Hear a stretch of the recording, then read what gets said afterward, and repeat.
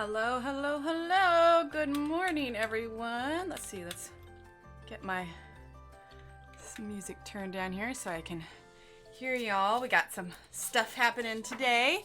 Okay, let's see. Who do we have? Let's take a look. Let's see. Hello, Kenny, Kelly, Chai. Good morning, good morning, good morning.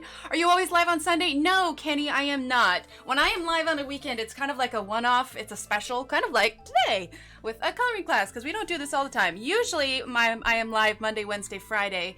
Monday and Wednesday are 9 a.m. to 11 a.m. Central Time, and Friday is 8:30 p.m.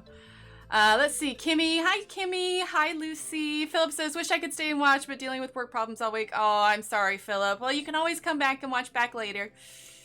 Let's see, Lucy. No, not normally Sunday. It's an extra run. Yep, exactly, exactly. Let's see. Yep, exactly. Chai said you can come back and watch later. There you go. Hi, Kathy. Let's see, let's see, let's see. Who else? Hi, Tweetly. Oh, I'm so glad you're excited, Kathy. Let's see, Sydney, hello, hello, Starbuck, hi Starbuck. Let's see, let's see, let's see.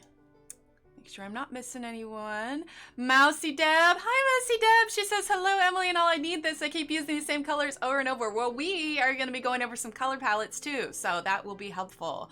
Hi Pat, let's see, color route 2, it happens, it happens. Got my kids busy with their arts at Kinetic Sand. Oh man, Kinetic Sand keep mine busy forever. That and a fresh container of Play-Doh, man, it keeps them so busy. Let's see, let's see, let's see, let's see. Carol, hello Carol. She says new to chat. Well, welcome Carol. I'm so glad you're here. Let's see, let's see, let's see, let's see. Beth, hello Beth. And Sue, hello Sue. Rita, Bev, good morning, good morning. Ah, thank you. Yes, Kimmy posted the exclamation point schedule as soon as Nightbot catches up. Let's see. Let's see. Hi, Sherry. Yeah, I'll open up the Nightbot tab. Sometimes that helps to jumpstart it a little bit if I open it up. If I just have it open.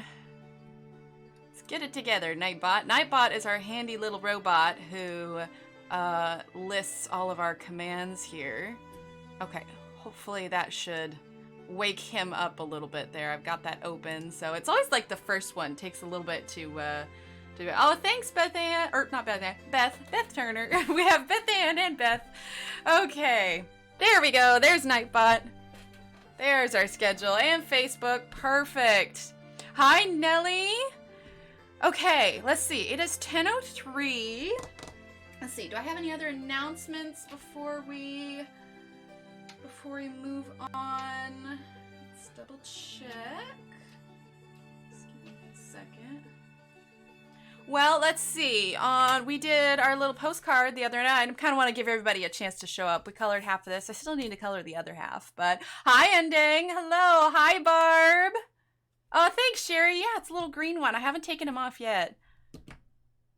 I want to do some. I was watching Sammy's stream the other day. And one of the girls in there does nail stamping. So I'm thinking I'm going to try some of that for Halloween. So it'll be exciting. Okay, so what we are going to cover today, we are going to be using our handy little color wheel here. This is going to be a big help to us. We're going to go over like that. Thanks, Sue.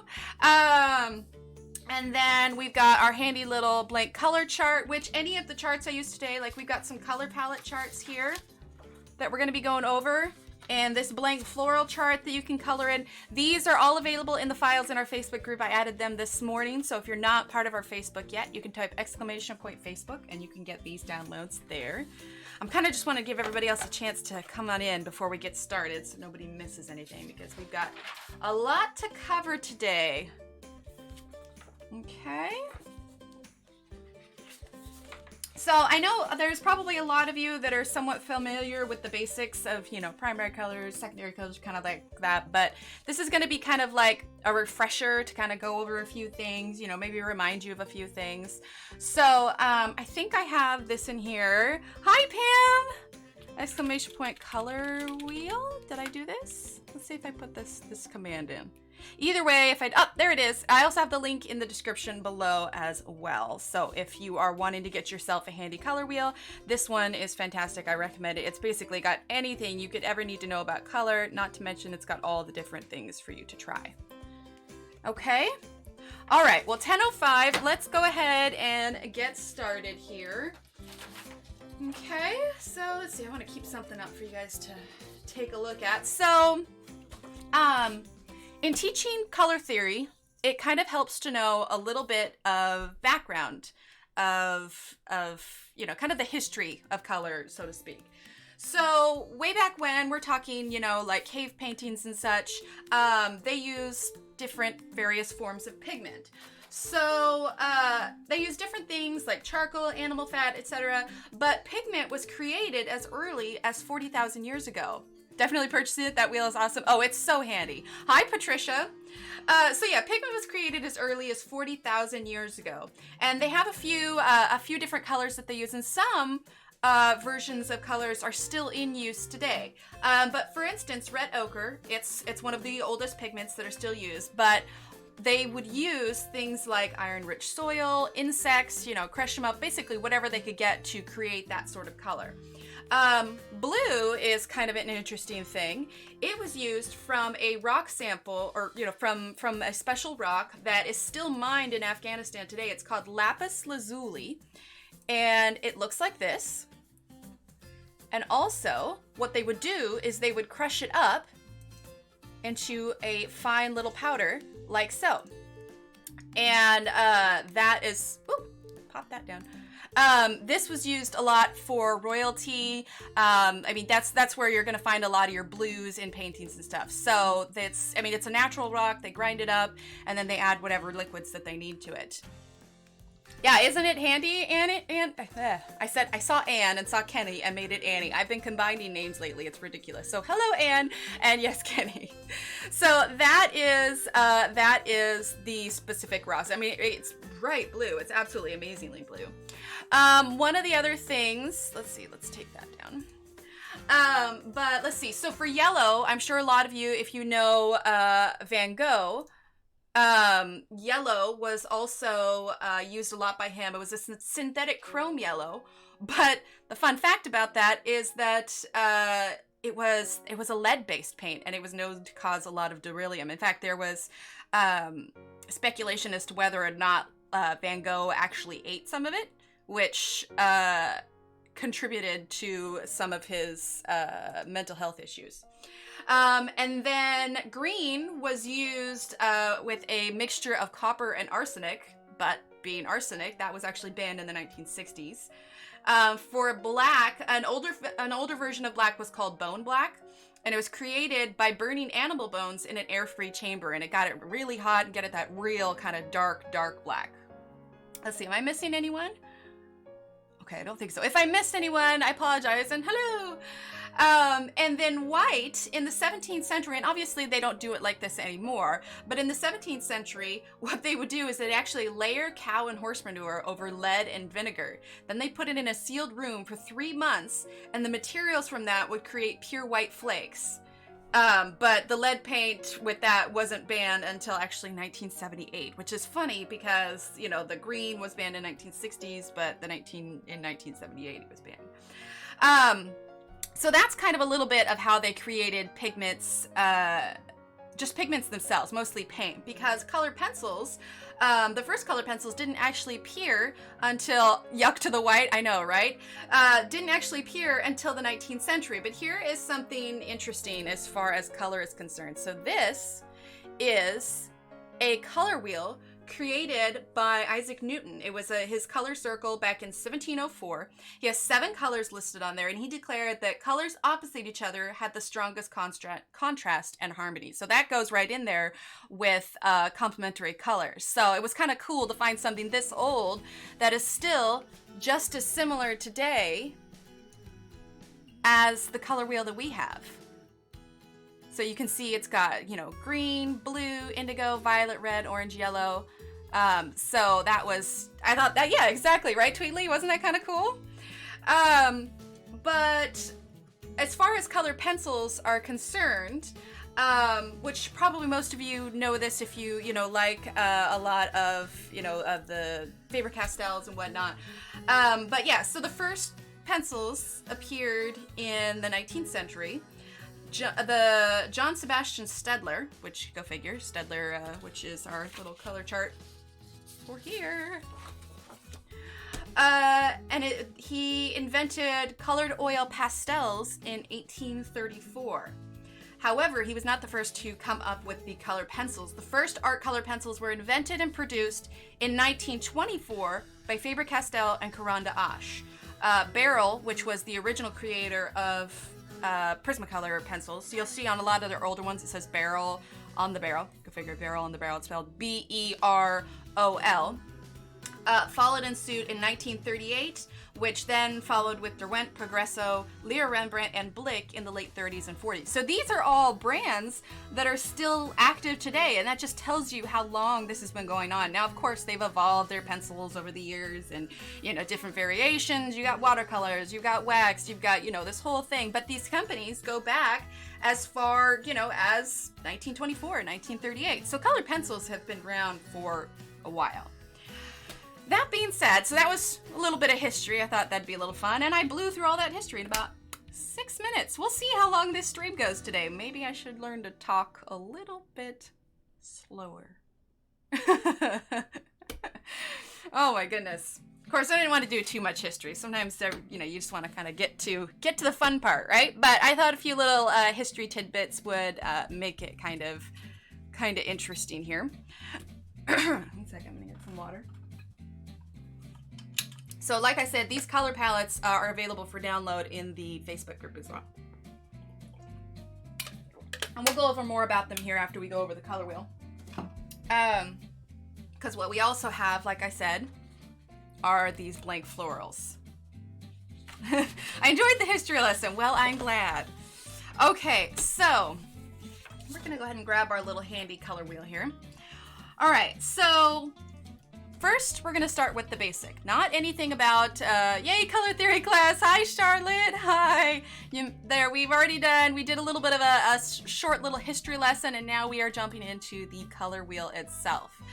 So, first things first, you have what are called your hues.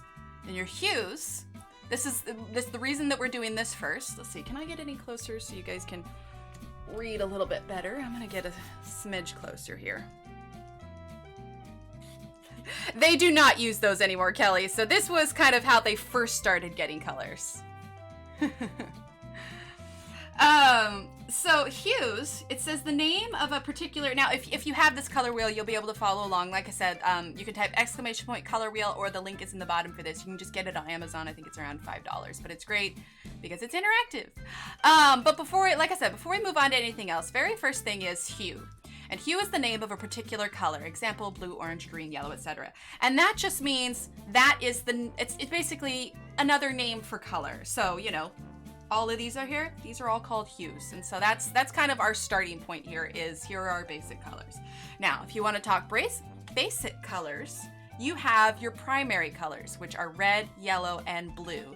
And it says specifically here, it cannot be made from mixing other colors. So these are your base starting colors. You have blue, you have red, you have yellow, which is what I did up here. And I didn't add any fancy shading or anything. I mostly just filled these in. So these are your three basic colors. These are going to be your starting colors for anything. You can basically mix any colors just using these three colors. In fact, if you wanted a fun challenge for yourself, it's a little bit different with colored pencils because they don't necessarily mix the way paint does. Sounds good, Charlotte. But if you wanted to challenge yourself, get some paint, put it on a palette, get your three colors, and see how many true colors you can create just from these three. So you should be able to create the whole myriad of the rainbow. You can add in black and white and however you want. But all you need are these three colors. After that, you have your secondary colors, which are orange, green, and violet, which is what we've done here. And these are called secondary colors because, so you have blue, red, and yellow. Red and blue make violet. blue and yellow make green. Red and yellow make orange, which is why they're your secondary colors. Because if you take the basic colors, you mix them together, these are the colors you're going to get. Hence the secondary colors. Now, I don't have it on here, but tertiary colors. There are 6 tertiary colors, each made by mixing one primary color with an adjacent secondary color. So what that means is, so say you've got blue and you're going to mix it with violet. So you have a primary blue, a secondary violet. You mix it together, you're going to get blue violet, which is your tertiary color. So any of these, the blue violet, red orange, yellow green, and blue green are all going to be your tertiary colors. These are all your basics, okay? Well, I mean, you have your primary, of course, but these are kind of the base colors of what you can get. Now, obviously, there are loads of variations. I mean, you look at any set of colored pencils. I've got my Artezas out here that we're going to be kind of referencing today. So obviously, there's loads of colors in here. But if you want to talk basic names for colors, you have your primary, your secondary, and your tertiary. Okay? So then what you have are your warm colors, reds and oranges and yellows. So I just grabbed our basic red and orange and yellow. And the other thing that you have are your cool colors, which are greens and blues and violets. So here you have your warm and your cool. The way I like to think of it is, I mean, anytime you see any gauge that has hot or cool on it, you know, one's going to be red and one's going to be blue. So think of it that way. If it's in the blue family, because obviously none of these were used with blue. None of these were used to create blue, blue isn't in any of these colors. However, blue is in all of these colors because you need red and blue to make purple. You need you need blue and yellow to make green. But in this case, you have your warm colors, which are your yellow, red, and your orange. And these are all kind of just the basic references to cover when you are working with your color wheel. Okay. Now, we've talked about hue, and there's colors. So described by 3 characteristics: hue, value, and intensity. So hue is your basic color, like red, orange. Then when you get your variation, you have value, intensity, tint, tone, shade, and neutral gray. So what that's talking about is, color is basically anything. Hue is the base color before you add any tint or any tone or any shade. You know, and before I keep going, if anybody has any question, feel free to pop it up on chat because I'm keeping an eye on chat also. So if you want me to go back over something or re-explain something, let me know. So you can pipe up at any point if you have any questions. So value, for instance, is the relative lightness or darkness of a color, and it says refer to grayscale. And when it says refer to grayscale, it is referencing this. Okay, so value 1, 2, 3, 4, 5, and it's all the different versions of gray. So what you're looking at is something kind of like, it's not necessarily adding gray in it, but value is something kind of like this. So you have your darkest to lightest version of that one color. Okay? And then you have intensity, the purity of a color which determines the relative brightness or dullness. Now, again, this was something that's kind of a little bit hard to reference in colored pencil. It's a lot easier in paint or even, digitally, just because basically what it's talking about, saturation is when a color is at its absolute brightest. It's a bright, strong color. So let's say that this is the absolute brightest of the color. Okay, so this is where it's most saturated. But when a color gets desaturated, it's when the color is taken out of the pencil to where eventually you get a gray. So even like, we're gonna actually do this on here. So keep an eye on the screen here. I wanna show you something here. Let's see. Oh no, you know what? It won't let me. Never mind. But basically, it's the process of taking color out of it. So eventually, it becomes a black and white picture. So the color at its most pure is going to be when it's most, at its brightest is when it's going to be most saturated. But then taking the color out is when it's desaturated. So that's what it means by intensity. And then tint is color plus white. Tone is color plus gray, and shade is color plus black. Good morning, Rochelle. So I kind of did a little bit of an example over here. All right, so I did this color in the middle is the basic blue color that I chose. And I want to say it was this one here. I think it was peacock blue, I think is what I chose. And so what I have here is I have black added for shade. This is a gray tone and this is white. So you can see how, like, here is the true color of it. Here is where you've added your black. You know, it's kind of a little dull here, and then this is where it's pretty light. So this is gonna be your tint. This is gonna be your tone. And this is gonna be your shade. Okay? Now, like I said, a lot of these are a little bit easier to reference when you're using paint because you can physically add the pigment into it. And the neutral gray, it just says it's a balance, a combination of black and white. So something somewhere kind of in the middle. All right, let's go ahead. We're gonna flip this over and then we're gonna go back and I'm gonna show you how to use this color wheel. Sounds good, Kenny, sounds good. No worries. All right, let's start over here. All right, so monochromatic means it says using any tint, tone, or shade of just one color.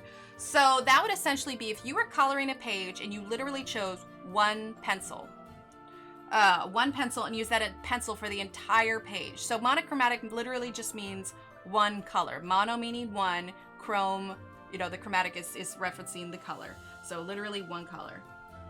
Analogous is, let's see if we can zoom in. It says using colors that are adjacent to each other on the color wheel, using at least 2, but no more than 5 consecutive colors on the wheel. Example, yellow, green, green, blue, and blue, violet. So what it means, let's flip it on over. Okay, so 2, but no more than 5. So it would be like a range of orange, yellow, green, or green. Or even, flip it over, blue, violet, red, violet, and red. So kind of like a gradation a little bit, but using the ones that are next to each other. So it wouldn't be considered analogous. I'm back, sheets and wash, have my coffee. Sounds good, Charlotte. It wouldn't be considered analogous if you went blue, violet, yellow, orange, yellow. So they all have to be next to each other. Let's see, is the music too loud? I don't wanna be competing with that at all. Okay, and then complementary. Now, anybody that's been in my stream knows that I reference complementary a lot. So, using any 2 colors directly opposite each other on the wheel. Example, blue and orange.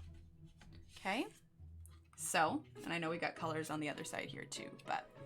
So, complementary colors are blue, orange, we have red, green, we have yellow, violet. And even, so blue, violet, yellow, orange, basically if they are opposite each other, that is what a complementary color is. Now, would you use the analogous colors on a whole picture or just a small part of it? You could do it on a whole picture if you wanted to. You would just, you would settle yourself to being, you know, pick out your colors beforehand. So like here, let me grab a version here. So what do we have? Let's do green. All right, so let's choose Basil. Okay, a blue-green. Let's see, Aegean or ocean blue is kind of a blue-green. Then we would grab a blue, like Mykonos blue. Then we would grab a blue-violet, like ultramarine's kind of a blue-violet here. Okay, ultramarine, and then we'd grab amethyst. Let's see, how many is that? Yeah, okay, so that's 5. So 2, but no more than 5. So let's grab one of our little flowers here, which is why I printed this off. So we're gonna start with green. So, and there's nothing to say that you can't like use, you know, red for shading or something like this. But if you're just saying, I want this to be an analogous picture, you pick out your 5 colors beforehand, and then you just say, these are Arteza color pencils, Rochelle. And then you just stick with these as your main colors. Because I personally like to shade with, oh, that looks a lot more blue than it is. But you get the point. Well, here you'll be able to see how blue this is. So, you know, you could use other colors to shade and stuff, but you know, just still have these be your main colors. Okay, so here's the Arteza version, I suppose, of blue violet, and then you have violet. And they're all next to each other. It kind of helps bring out the colors. So this would be an example of analogous colors. So you've got your green, your blue violet, and your violet. Yeah, I love the Arteza pencils. I thought about doing the Ergo Softs, but I wanted the wider range of colors for today. So that would be an example of analogous colors. So wouldn't monographic rather mean that you can use every green pencil for your own example instead of just one pencil? Yes, for sure. Hi, Parsley. Welcome. So that would be right up there with your monochromatic colors. Well, it says use any tint, tone, or shade of just one color. So yeah, it could, for sure. Just because, you know, there's other variations. So yeah, you could do, like, I just grabbed a selection of greens here. So mint, because that's basically what they are. All these variations in colors are variations on green. So definitely you could. It kind of just depends on what you are wanting. Like, because you may even, I've done a page in just one color. So you may even want to challenge yourself to just choose one color. But the idea is the color itself, the color is green.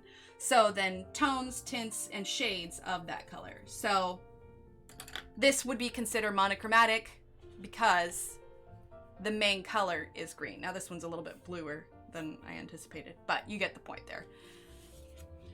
Okay, let's see. So we've done complementary. Let's see. Okay, so on the back of your color wheel, it'll talk about split complementary.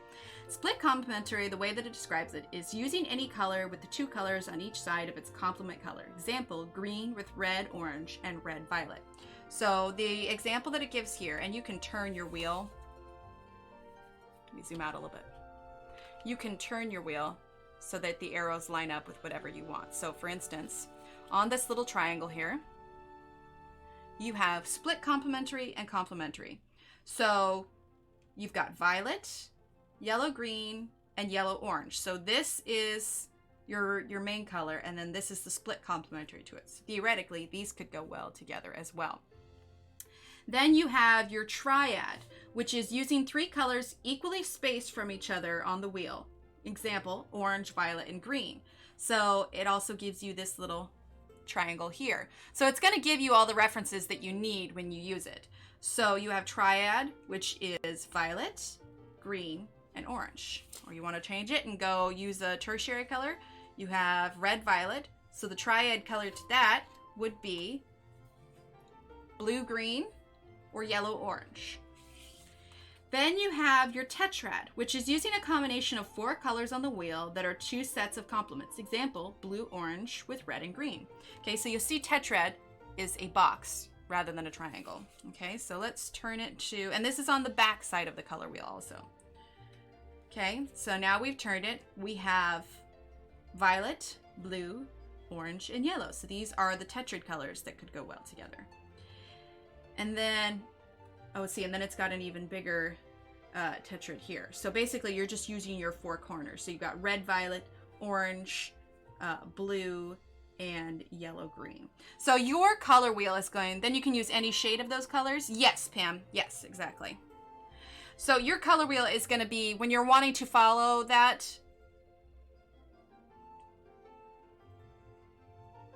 oh, yes. Yeah, so any shade of those colors, any tint, tones, or shade of those. And like I said, a lot of these are just the basic colors on here, because obviously the color wheel can't have any color. But when you are also, one of the other handy things, when you are also trying to figure out what's this color going to look like, how about red and blue? How about red and blue? What would you call that? If you were using red and blue together, that would be most similar to your triad colors. Because if you got red here, then you've got blue, then you've got yellow off with it. But that's using just red and blue, that's going to be your triad colors. You must have that memorized. Well, I've also been refreshing myself over the last couple of days. A lot of this, like I use probably, the colors that I use mostly are going to be a lot of complementary colors. And then that's also, you know, a lot of colors that I found work, you know, that work well together. And so then the last thing here is key color. Predominant color in the color scheme of a painting or other other creative project. And key color just means what's your main color that you're using. So, you know, if you're doing a landscape, your main color may be green. If you're doing, you know, a lot of grass and trees and kind of thing, or sorry, your key color. Or if you're doing like, you know, something with ocean, your key color is probably going to be a blue. And your key color is what you're going to base a lot of your other colors off. So say you're doing a landscape and it has loads of green from, you know, the grass and the trees and the bushes, then you're probably going to want to throw in, make sure you've got maybe some red flowers to balance that, you know, maybe some yellow, something that's going to pop from that green. Same thing with the ocean, you know, like we did an ocean page a while ago. We had a lot of blue in it. And so the colors that I chose for the fish were a lot of orange because it's a complementary color, so it kind of pops from that. Magical jungle. Yes, yeah, we did that like here. We did a lot of green in here, so I made sure I threw in some, you know, colors that popped from it a little bit. Let's see. All right, so next thing I want to go into is I created some color palettes a while back that I wanted to kind of hand off to everybody, something you can work with.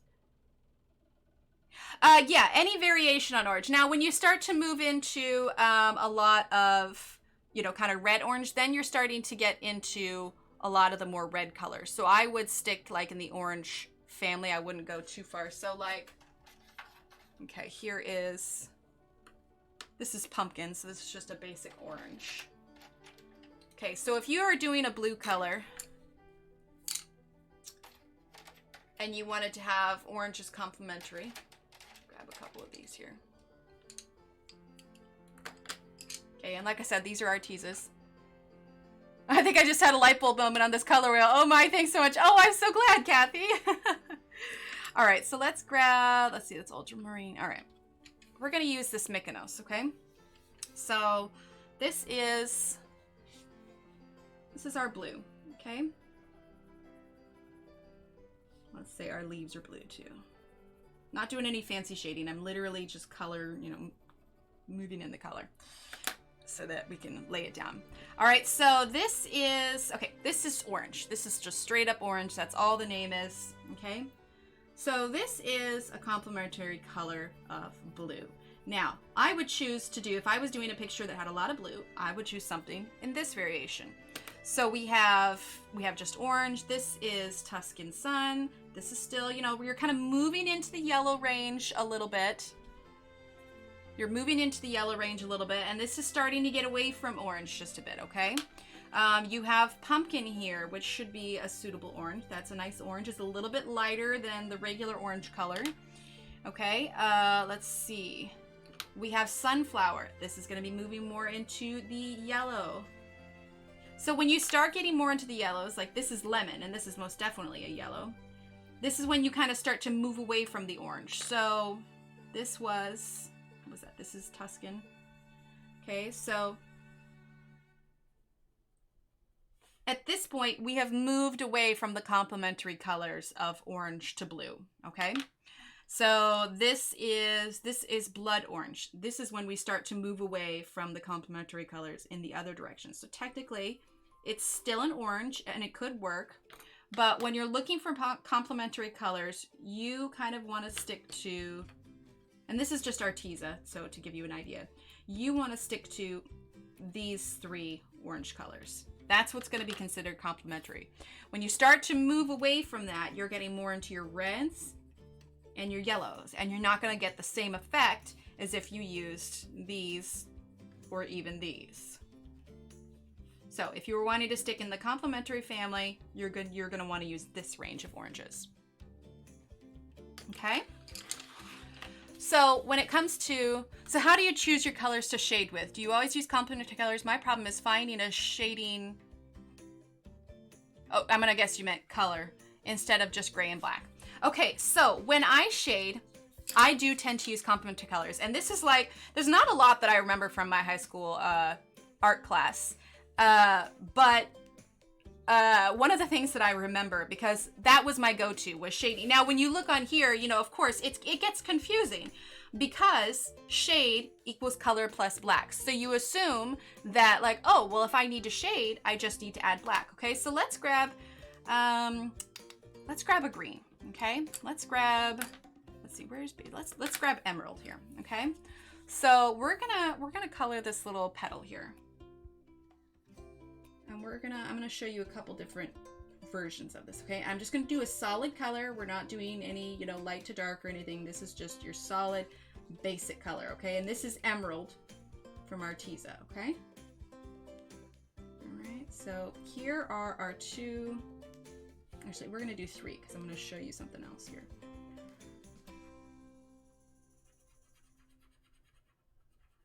Okay, so here are 3 green petals, okay? They are all the exact same petal. All right, we're gonna grab now, we're gonna grab Carmine red, we're gonna grab our black, okay? And then we're gonna grab like a blue, okay? I'm gonna grab Mykonos blue. All right, so we're gonna start with our black first, which is what you would think when you're adding shade to it, okay? Now it works, but what you get is a bit more pop of color when you use a color versus just black. Okay, so we're gonna go ahead and shade with this black. And then we'll zoom out a little bit so you can kind of see what I'm talking about here. Now this may not necessarily be the correct side for me to shade on, but... And one of the risks that you run when you shade with black too is it's real easy to kind of muddy up your color. I always wondered what to shade yellow with. Using a complementary color is perfect. Yes, exactly. We'll do that here because you can use purple to shade with yellow, and I'll show you how in just a second. Okay, so that is black. Now what we're going to use is a darker red, which is what I would use if I was shading it. Okay, so this is Carmine red over emerald.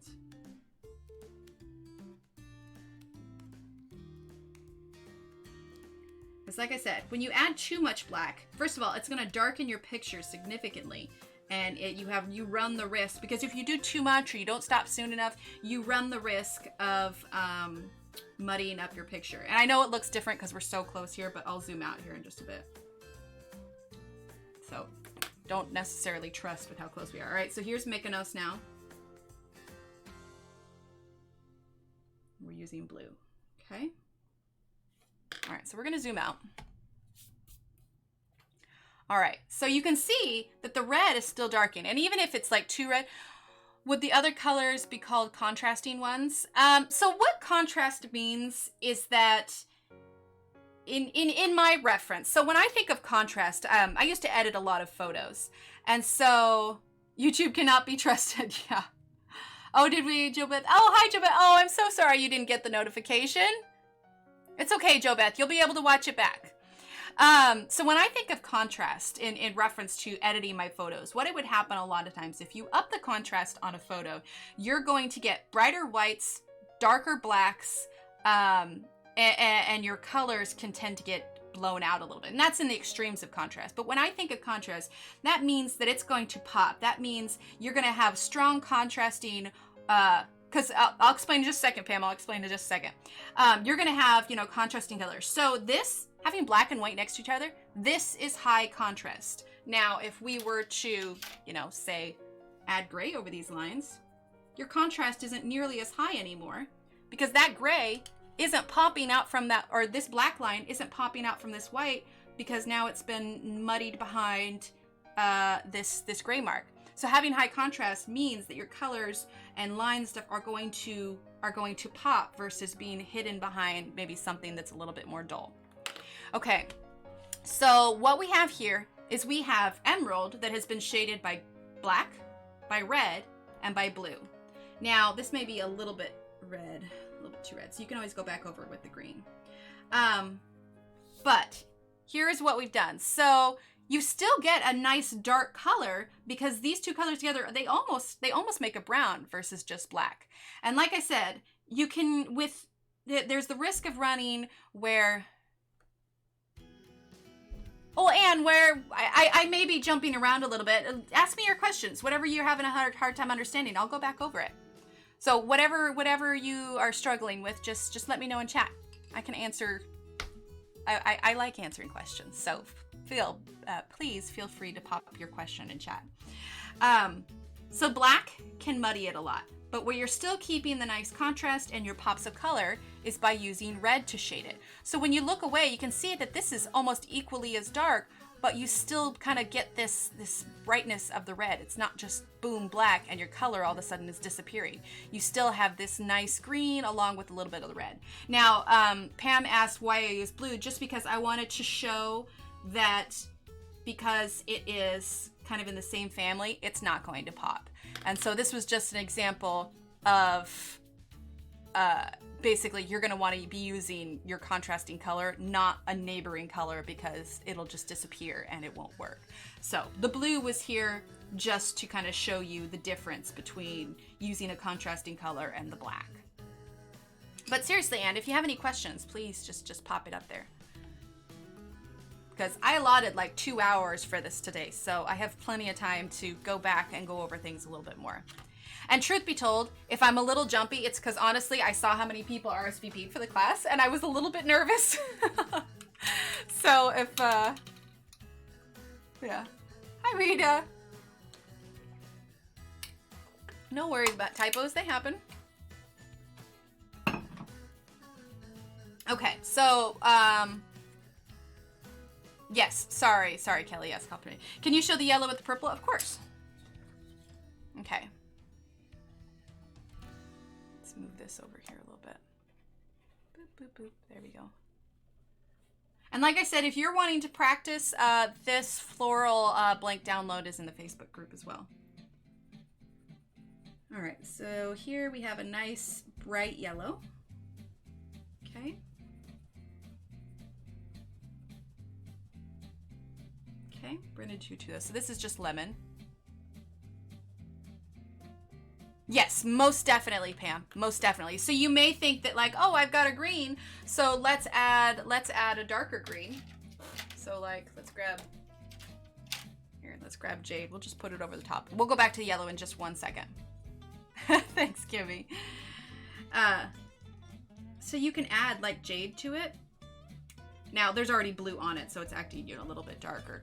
But you're gonna get a much brighter pop of color and a much more dramatic shading with a complementary color. When you have a lot of different areas, the shading with like a darker green may not necessarily show up as well. So, excuse me. What you could do, if you wanted it to be a bit more subtle, is shade with that darker green.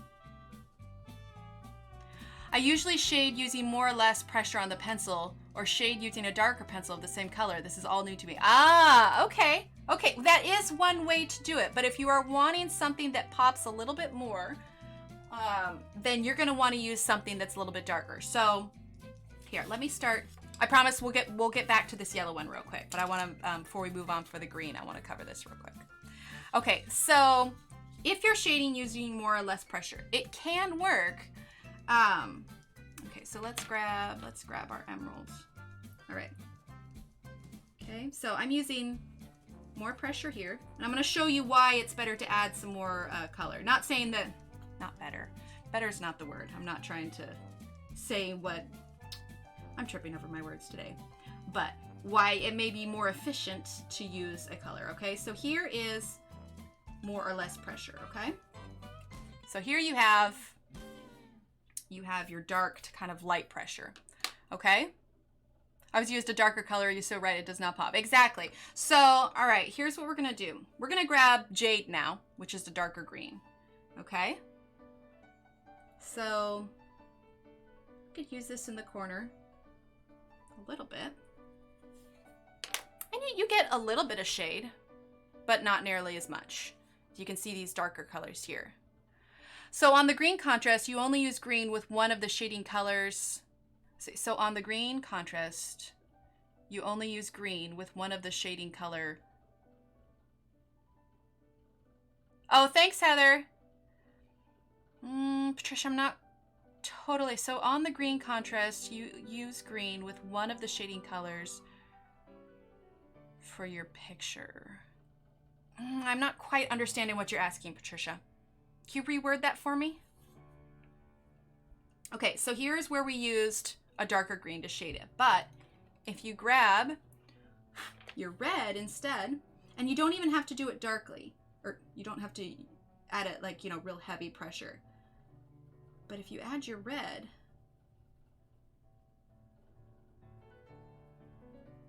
then you're gonna get a bit more of a pop. And so here, you can take your green again. If you want it to be a bit more subtle where it kind of adds a little bit more, then you go back over it with your green. Now, you have something that pops a little bit more. Me too, Charlotte. I always wondered what happened. All that work for nothing? Oh, when you say pop, do you want the original color to pop or the shading to pop? Kind of both, actually, Pam. Yeah, that actually makes...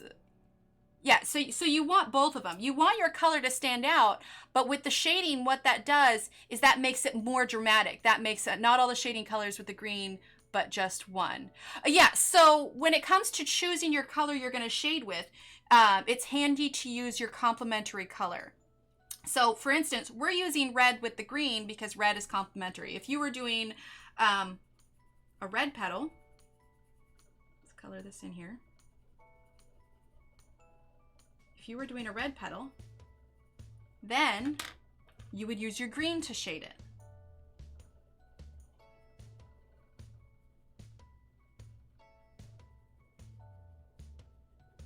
Like so. You could go a little bit darker on the edge there. Then you can take your red, blend it in a little bit more, maybe go over that green just a little bit, because obviously you don't want the petal to be green, you want it to be red. And now you've got a nice darker shading with it. You can also make the piece more dimensional. Yes, that was the word I was looking for. So dramatic, dimensional. It gives it more of that 3D effect when you can get nice darker shadows. Because if you look at, okay, I am gonna grab, let's see. Okay, so we've got this little pink sticky note, right? Let's see, am I gonna get, oh, my light is too balanced on here for it to work as a shade. Okay, so look at anything on your desk. Look at anything around you and look at how dark, let's see, am I getting, okay, even my hand, here we go. I've got like a bunch of lights around me, so it's not showing it very well, but you see, here's the shadow from my hand, or even look, you can see on my hand here. Here is the shadow on my hand versus the color of my hand actually is. And even up here, where it's a little bit more subtle. The color that's right here at the bottom of my finger versus what the color is on top, that's significantly darker. If you were to swatch this color here and put it next to this color on top, it would be so much more different, so much more dramatic. And so if you go too subtle, then when you zoom out from your picture, it just doesn't stand out. I mean, you can see it even with like the tints and tones here. Now I used blacks here, so this isn't necessarily, you know, a good example, but you can see this is so much more dramatic than something like this. You can see, I mean, this is our most dramatic petals here just because of that. Okay, so here is our yellow. Let's grab our purple and I'll show you what it looks like to shade with purple, okay? So let's grab an orange because this would be slightly darker. All right, so here's if you were to shade with orange.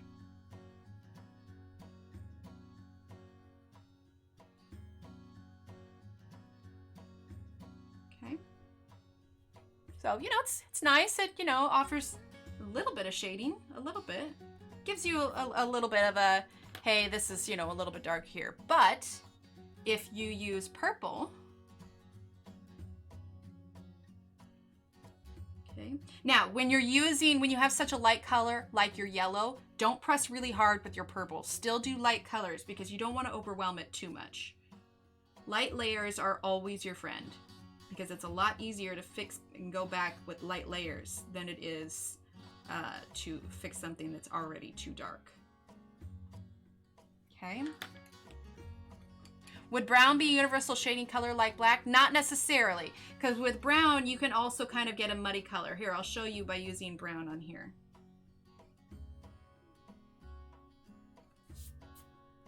Okay. Let's color another yellow leaf here. You do get a little bit of a brown color when you mix the complementary colors. But not all colors are the same, so brown might not necessarily work in every situation. So let's grab, now don't get me wrong, I do use brown sometimes. But okay, so this is dark chocolate here.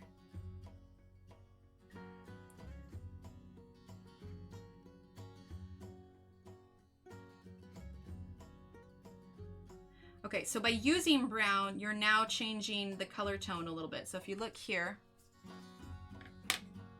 now it's a very warm color versus with a little bit of the purple, you can see there's a little bit of a cool and warm difference here. Now with something like a darker color, like a green, it could theoretically work. Like here, let's do this one here. But that's also because brown is a little bit in the red family. So brown is not a totally bad idea when you're using something that is complementary to the color that is in brown. So it's not bad. You could use brown with green. I'm just learning about light layers, and you were right. Yeah, light layers are going to be your best friend. I would find that the most forgiving pencil when it comes to layers is Prismacolor, just because it blends so easily.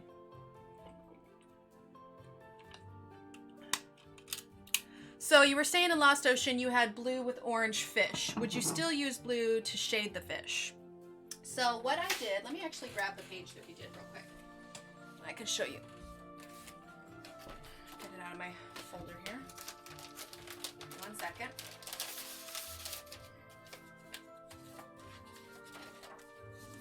Rooster.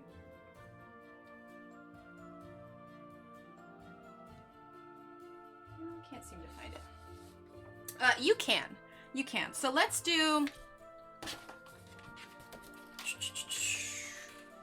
a blue and let's grab our orange here. Okay. Let's see. Let's grab Mykonos blue. On the yellow shading, I didn't like the last two colors, the purple and the brown. It really kind of depends too on what you're coloring.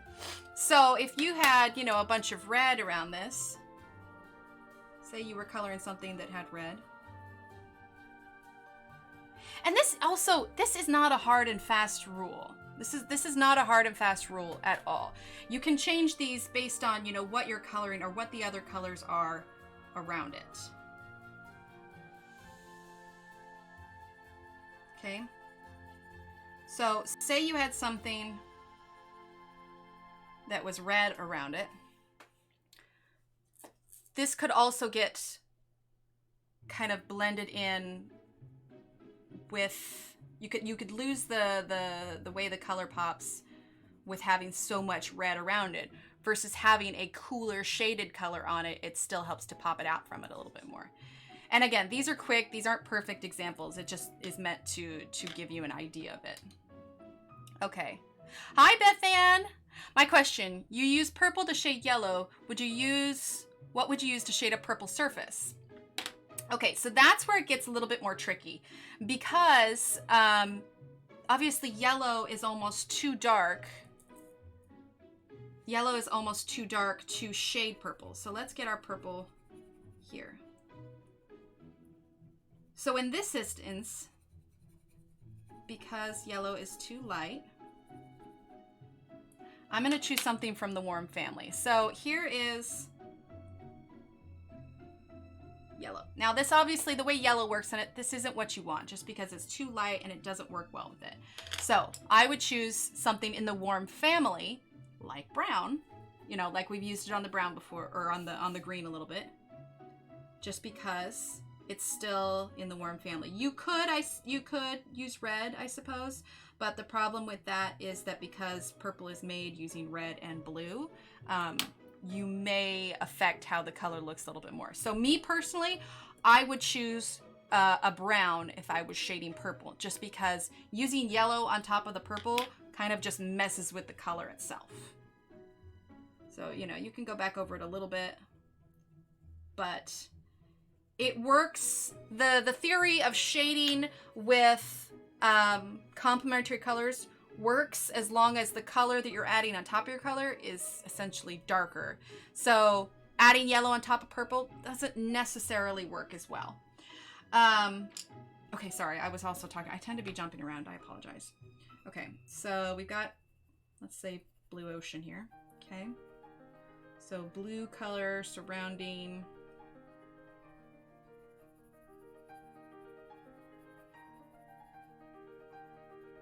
And let's throw this in, an orange fish. Coloring and coughing. Oh, Beth Ann, I hope you feel better soon.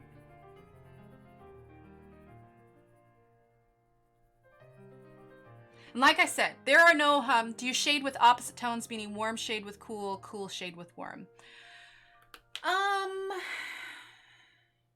See, I never think about it in that sense too much. A lot of my thing is my go-to complementary. I need to pull out ye old color wheel again. There you go. Thanks, Natasha.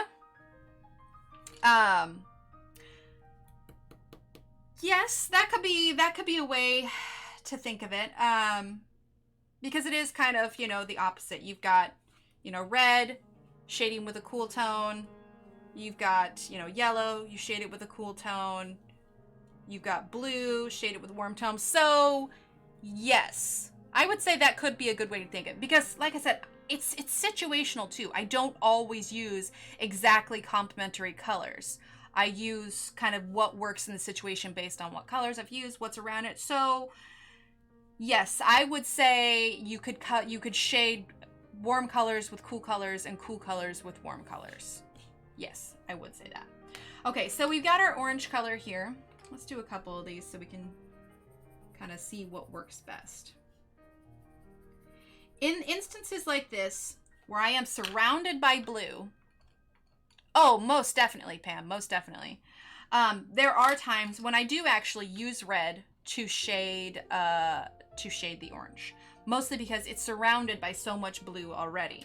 So you could do, you know, your orange, shade it with some blue, but the problem is you are surrounded by so much of that blue already.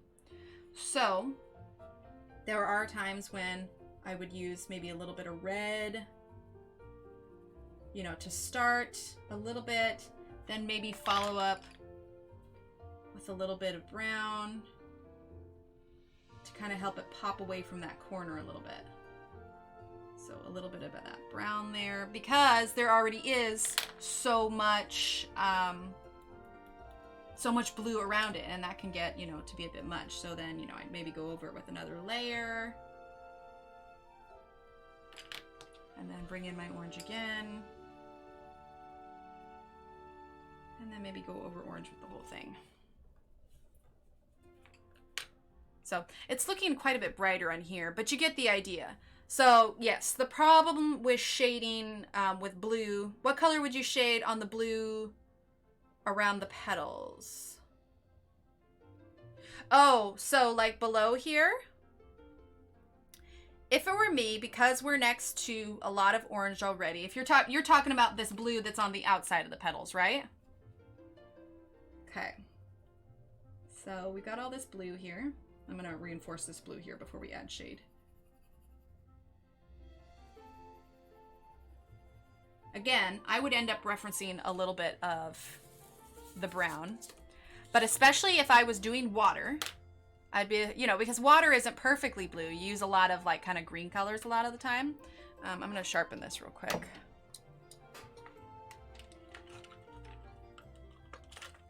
Because what you're gonna get when you have the blue, like say a blue fish next to the water, you're gonna get that pop of contrasting color already. So, oh, and I broke the lid, of course. Give me a second, folks.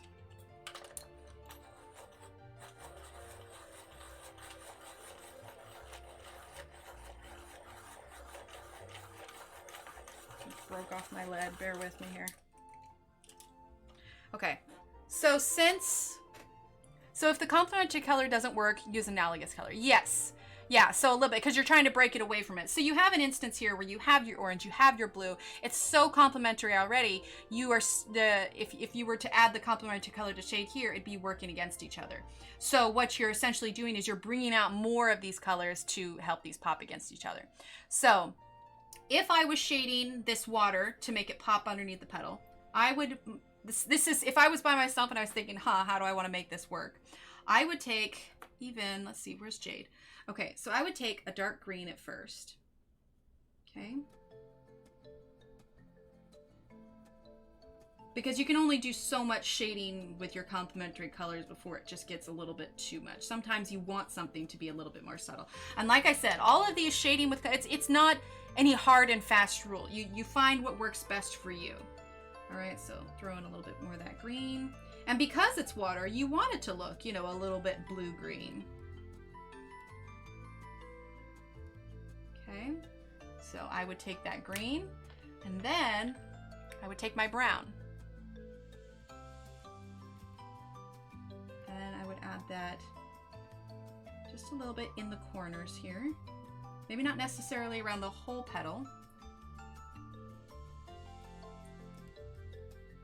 But the basic point of this is that I just don't use, I rarely use black to shade unless it's a situation where, you know, black is legitimately called for. I just don't use black all that much. All right, we're gonna zoom out now. Okay, so now you've got this darker color underneath and it still pops because you've got the orange and the blue next to each other. I keep blowing the crumbs. There you go, all better.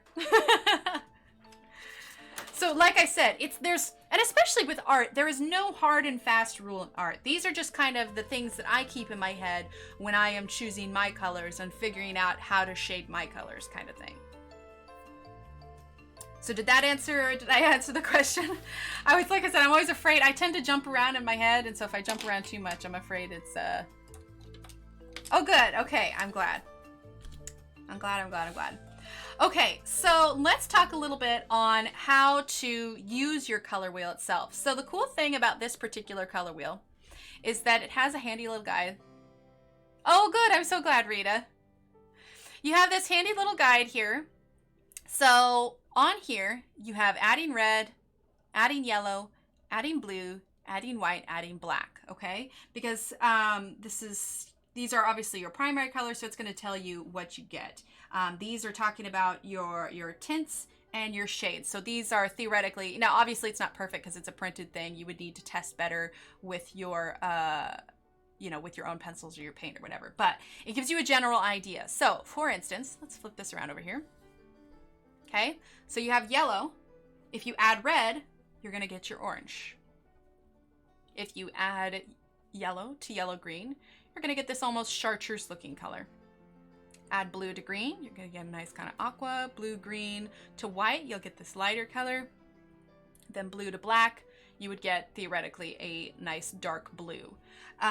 So it's got these handy little windows that follow all the way around. So if you're unsure what color you would get if you mix some colors, then these little windows tell you. And it's super, super handy like that. You flip it over. And then it's got here, if you zoom in nice and close, it tells you tint, tone, and shade. So this could theoretically be, here, I picked it up mostly because it's easier to turn it when I'm holding it. All right, so this top color would be what would happen when you add white to red violet, gray to red violet, and black to red violet. Same thing here. Tint, tone, shade. And it's got these all the way around. So it tells you here, this is your pure color. And these are your tint, tones, and shades.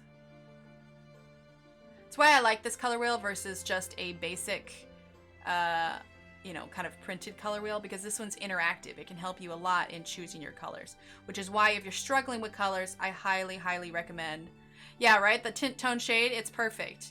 I highly recommend this one. And like I said, if you are interested in this color wheel, you can just type ! color wheel in chat, or it's also, yep, exactly, Abby, yep. The link is in the description below, and also ! color wheel. There we go. And that should pop up the link also. It's only like $5 or so, so it's super handy to keep on hand. Super handy to keep on hand. I guess that was kind of a oxymoron, I suppose. Get a drink of water, 1 second. As soon as Nightbach wakes up here, there it is. There's the link for the color wheel. So if you're struggling with colors, this is something that's super easy to hang on to. And what you could do if you wanted, you can see it's got all of these little things underneath. This could be your start, and you could create your own color wheels at home based on the colored pencils that you have also.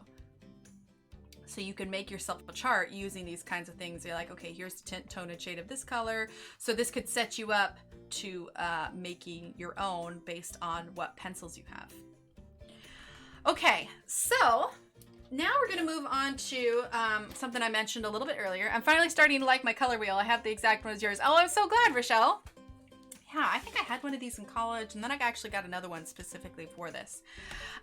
So this is something, so way back when, in 2017, I used to put out monthly newsletters. I only did it for about a year or so. There wasn't a ton of, and people read them and everything, but I just feel like what I'm doing now is so much more interactive, you know? And people did find it helpful.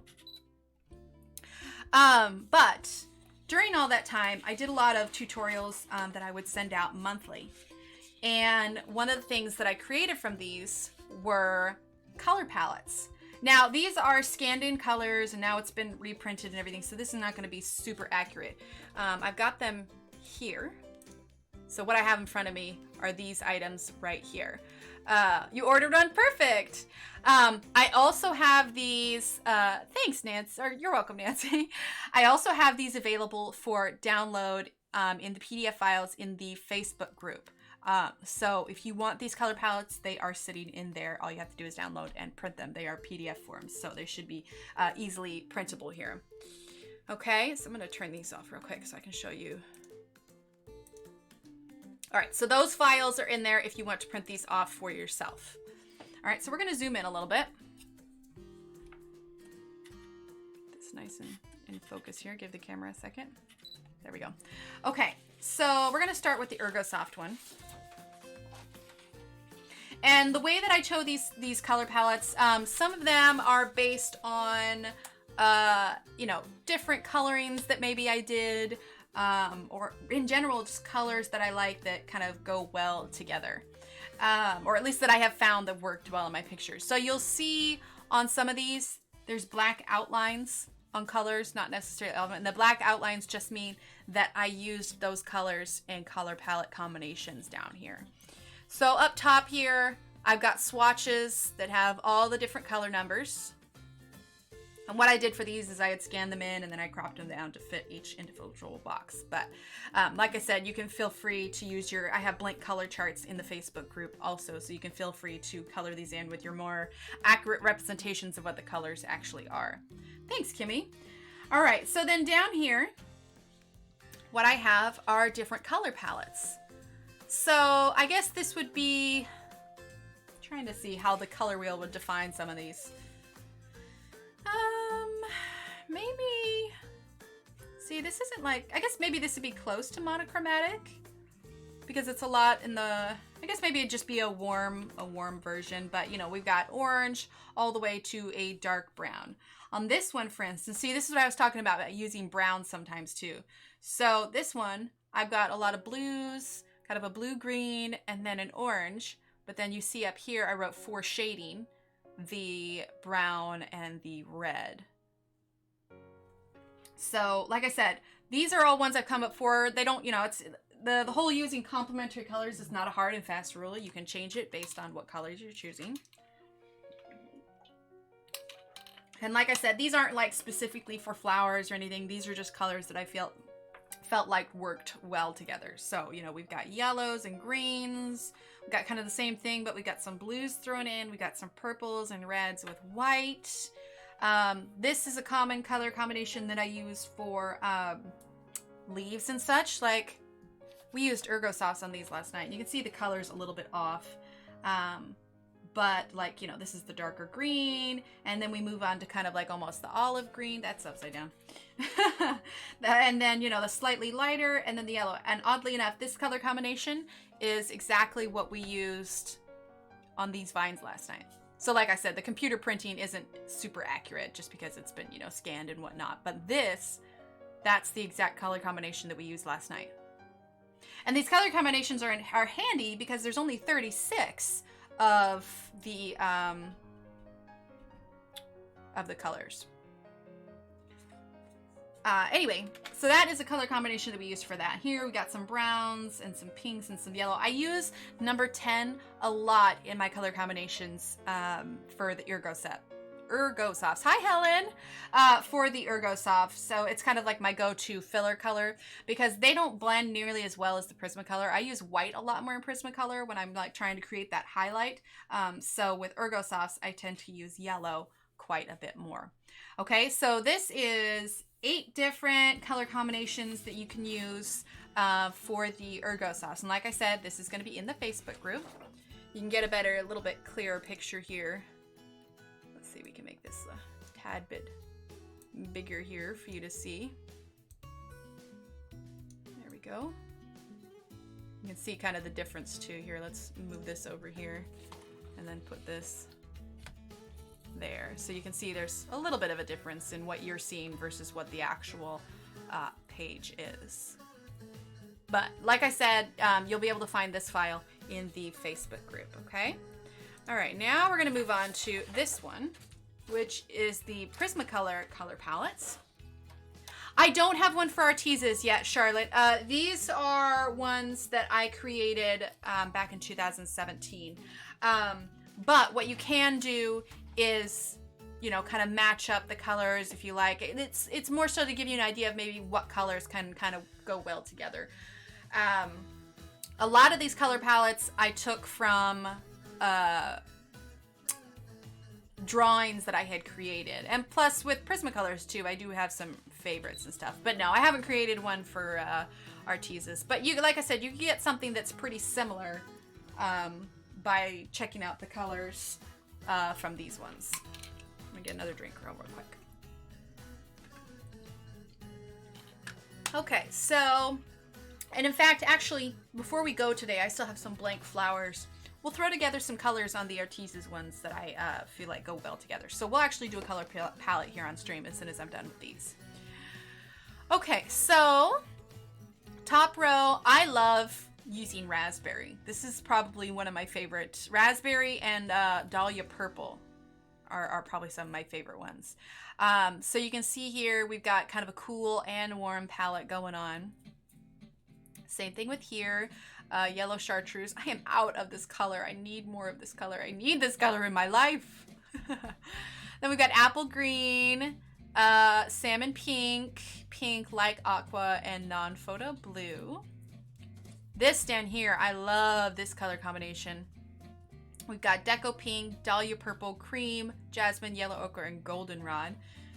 This is a super fun color palette that I really enjoy.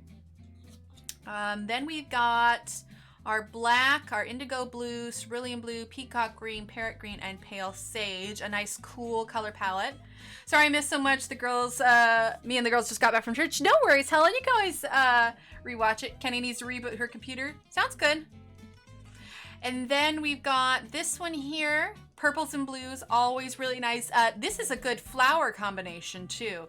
Like, you know, you got some kind of purple and pink flower petals, followed by, you know, we've got cobalt turquoise, parrot green, grass green, and pale sage. So this is another fun one you could use for flowers. So again, you can use a palette for the whole picture or just a small part. Oh, of course, Kathy, of course. The palette is mostly supposed to be, Oh, you're talking about that. Sorry, I thought you were talking. My brain didn't function. But yes, you can use this just for a small section or the entire thing, whichever you like, because you could use it as like base colors. So like for instance, this one, we've got raspberry, pink, violet, grayed lavender, peacock green, and sap green. So what you're looking at here is a variation on kind of some pinks, some purples, and some greens. So you could use this as an idea for, you know, maybe if you have a floral page, do a lot of yours for purples and pinks, that kind of thing. So yeah, this isn't necessarily anything for just like, oh, only this one flower or something. This is more just a suggestion to maybe get you started, kind of get you set in the right direction. Like, this is my starting color palette. This is what I'm going to work towards. Maybe I'll add something here or there. But this is kind of like basic colors that I have used in the past that I know work well together.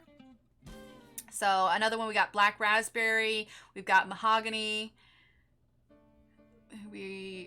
So we said take them overnight. Oh, I'm gonna guess that's something going on. Oh, thanks, Kimmy. So black raspberry, mahogany red, deco pink, goldenrod, sunburst yellow, and cream. That's almost similar to this one up here, but it's just a bit more dramatic. Yay, Kenny! Then we've got a little bit of a muted color palette here. So you've got Slate Gray, Sky Blue Light, Clay Rose, Deco Peach, Black Cherry. And the way that I have these grouped together is like, I would put these two together, and then these two together, and these two together. And this isn't necessarily including the shading colors. This is kind of like your basic color. So, like if I was doing a flower petal, you know, I'd add in these ones, you know, it kind of just depends on what I'm coloring. Then we've got Cobalt Turquoise, Light Aqua, Dioxazine Purple Hue, Lilac, Artichoke, Jasmine, and Cream. I realize that's down over the thing. Design Seeds. Oh, okay, cool. And it's like, I put the names and the numbers too, because like I said, they're not as perfect representation as they would be in real life. But yeah, so I kind of have them grouped together in colors that would work well together. And then last one at the bottom, I think this is the biggest one that I made together. And this has definitely got warms and cools, but you got your browns and your blues. I like putting brown and blue together. And it works as far as complementary because brown is kind of a variation on orange a little bit. So we got Dark Umber, Chocolate, Beige Sienna, Ginger Root. And then we've got Indigo Blue, Ultramarine, Blue Lake, and Powder Blue. So this is what, 10 different Prismacolor color palettes. So these can be used for individual flowers or as a good starting point for, you know, how you're wanting to, you know, how the direction your page is wanting to go.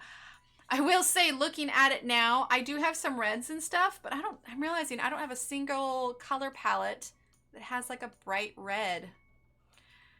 Back in the day, so like I said, I made this back in 2017, so this was 2 years ago. I've gotten a little bit better with it, but I had a tendency to stick to a lot of cool colors. I didn't use a whole lot of red. So, I can get color palettes, but not always know how to apply them. That's fair, that's fair. Yeah, so I did a lot of cool colors back in the day. I say back in the day, it was only 2 years ago, but still. All right, so that's that. Let's grab our blank floral again here. We've got some extra little flowers here. Let's grab some reds. All right, since I don't have a ton of warm colored color palettes, let's try out a warm color palette here, okay? So we're gonna use the Artezas. Let's see, we've got some rebs. Hi, Shannon, welcome. All right, so let's see. If I were coloring one of these flowers red, I'm gonna use this eggplant. Let's see, do I wanna use eggplant? No, you know what? I'm gonna use amethyst. So if I was working towards, all right, so there's amethyst, and we are gonna use, so I'm gonna start with that purple, and then we're gonna move into eggplant, okay, and then magenta,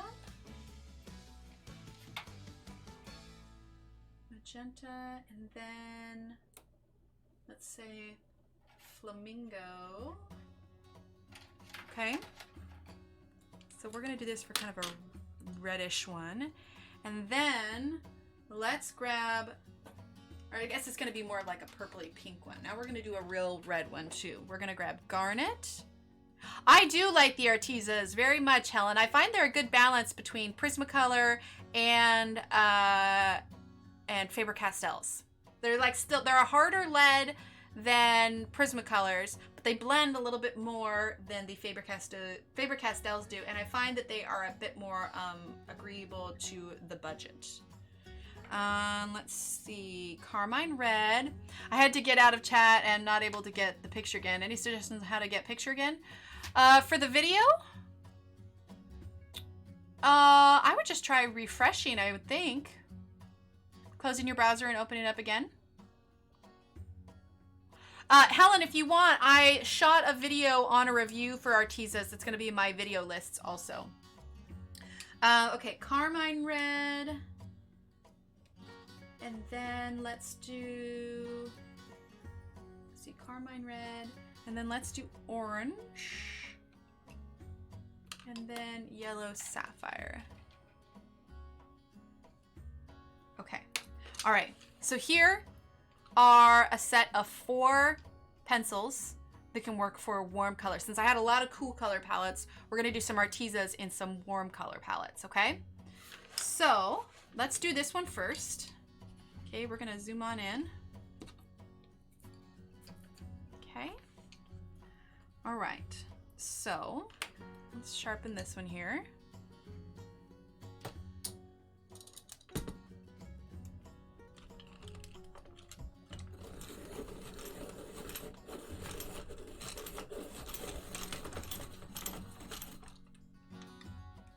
Well, Ergosofts, I think, are technically a wax-based pencil also, so you may want to check out Ergosofts. So, like I said, I don't always use complementary colors to shade. If you are wanting something that has a dramatic color, then go ahead and use that. In this instance, we are creating contrast because my base color is so dark. We've got a nice dark purple versus a pretty light pink by the end of it. So, I may use a little bit of green on the edge, but we'll see how it looks by the time we get there, okay? So let's go ahead, make sure we're, I guess I got this one in frame here, so I'm just gonna color a couple petals here. Okay, so because this petal is overlapping this petal, this is where I'm gonna want my shadow to be.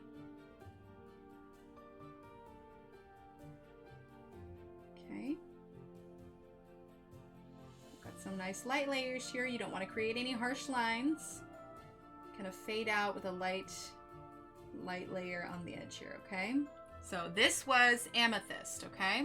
So I'm gonna write these down here as we go along. All right, so number 1 was, make sure I spell it right.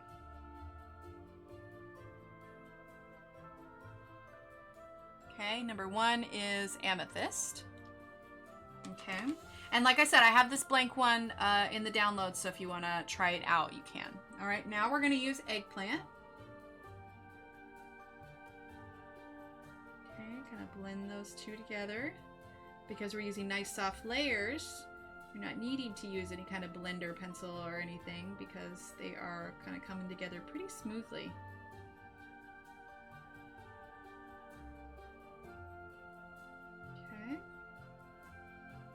Nice and light. All right. Hi, Patricia. All right, so number 2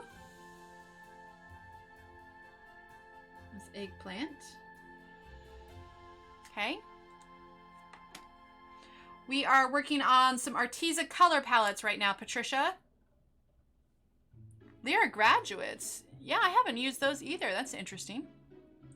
All right, now we're going to throw out Magenta. And at this point, I'm actually going to kind of go over the Eggplant and the Amethyst a little bit. Okay. And I'll definitely be using a little bit of green here.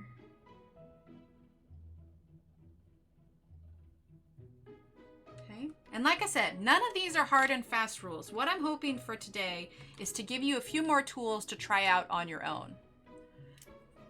Okay, number 3 is Magenta, and maybe help you understand your color wheel or kind of maybe get you out of your comfort zone as far as trying different colors and shading and whatnot. All right, now we're going to use Flamingo. Okay, go over all of that. All right, so that is Flamingo.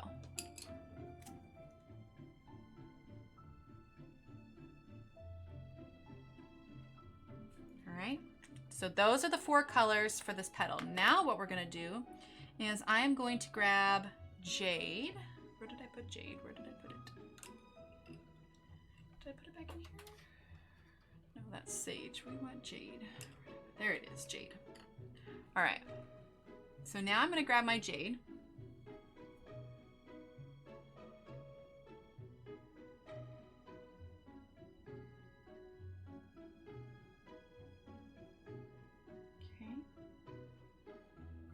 jade, a little bit over here too.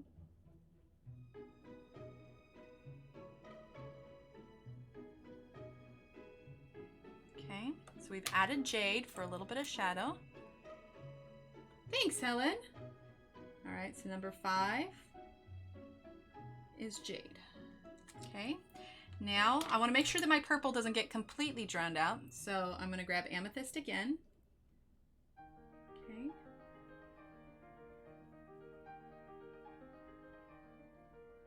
And I don't want to just start with jade as like my base color, because I want this to be mostly, you know, kind of purplies, you know, purples and reds. I only wanted to use the jade as a little bit of shadow. So don't just start with your shadow color. Definitely always add it on top, and definitely start with lighter layers.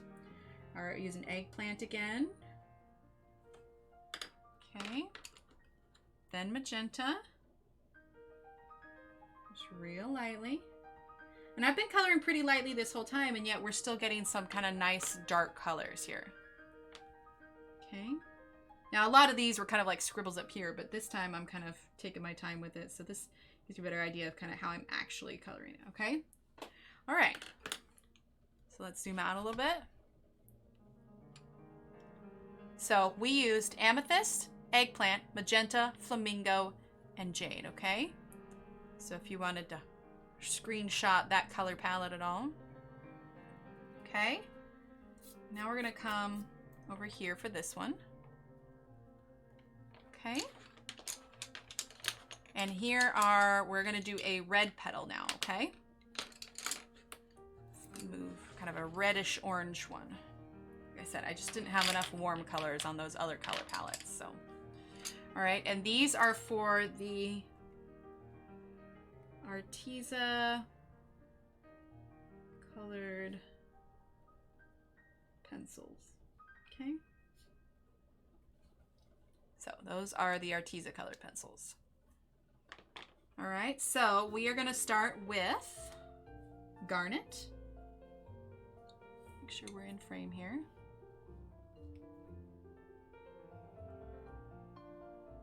All right, so like I said, we gave some color palettes for the Ergosofts and the Prismacolors, so now we're kind of adding some palettes for the Artezas here.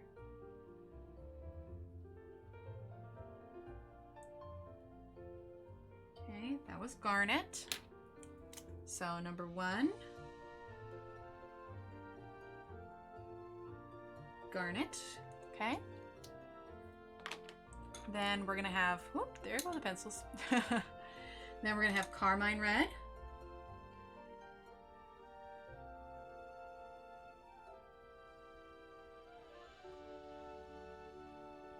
See, and I know that there were some that mentioned earlier that they just use the darker colors to, you know, like the darker red to shade when you're doing red. But the nice thing about using a green is that it gives you that extra pop away from the dark to the light. Okay, so that one was Carmine red, because we're going to use a green to shade this too.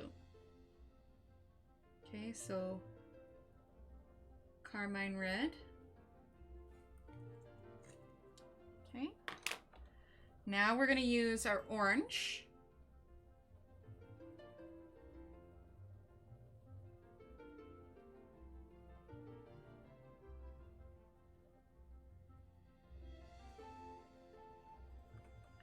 Okay. So number 3 is orange.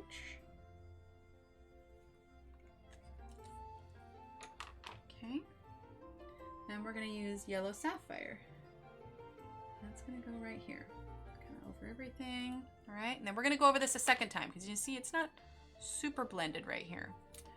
All right. But this is just our first layer. So that was number 4 is yellow sapphire. Okay. Now we're going to go ahead and grab our jade again.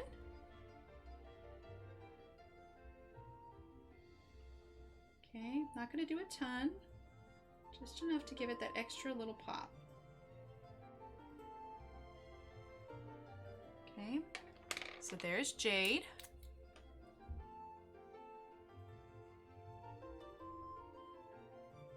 All right.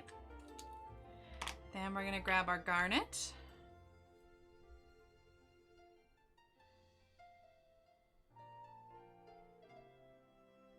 Okay, we're gonna blend in back over that green a little bit. Okay. Then we're gonna use our Carmine red again. Making sure these reds really pop here. Nice light layer where that orange is gonna go. Okay. Now we're gonna add our orange. Right along the edge there. We're gonna go really lightly where that yellow is gonna start to come in. Okay. Then we're gonna add, thanks Rochelle, yellow sapphire here, okay? Here we go. All right. So there we have kind of, oh, that's really on fire, isn't it? So here are two color combinations for warmer colored, good morning, Marcia. Warmer colored color palettes for Petals. Now, quick question. I know I did these warmer ones because we had a lot of cool ones. Would you like me to do a cool color combination on one of these petals as well? Thanks, Charlotte.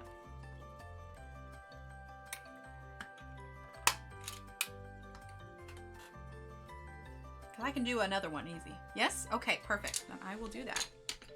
All right, so if we wanted to get a blue petal, let's see. Let's just do it right over here in this corner. All right, so let's see.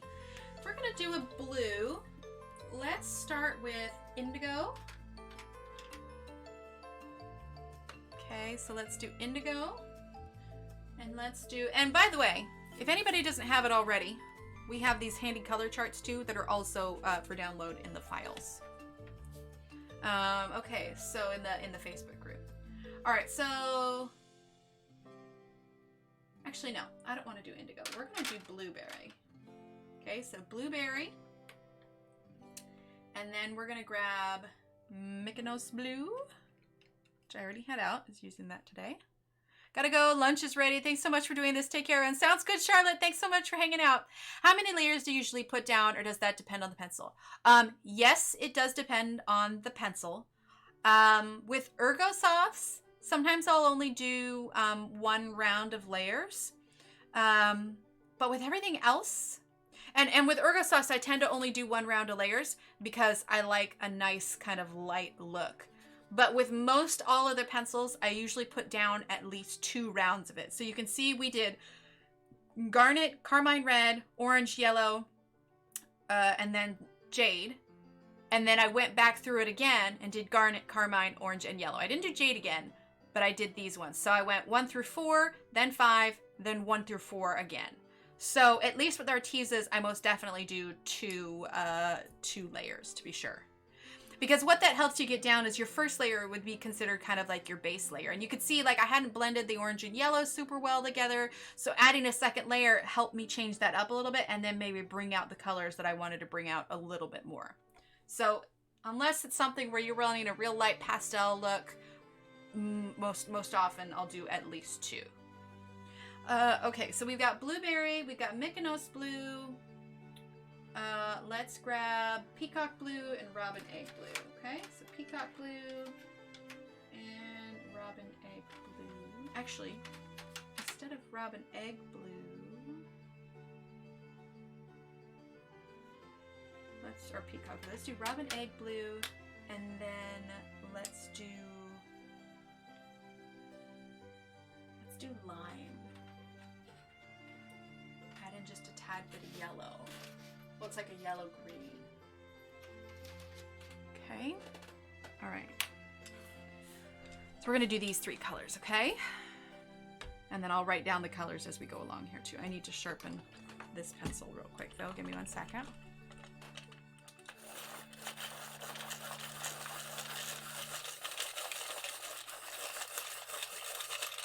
Okay. All right.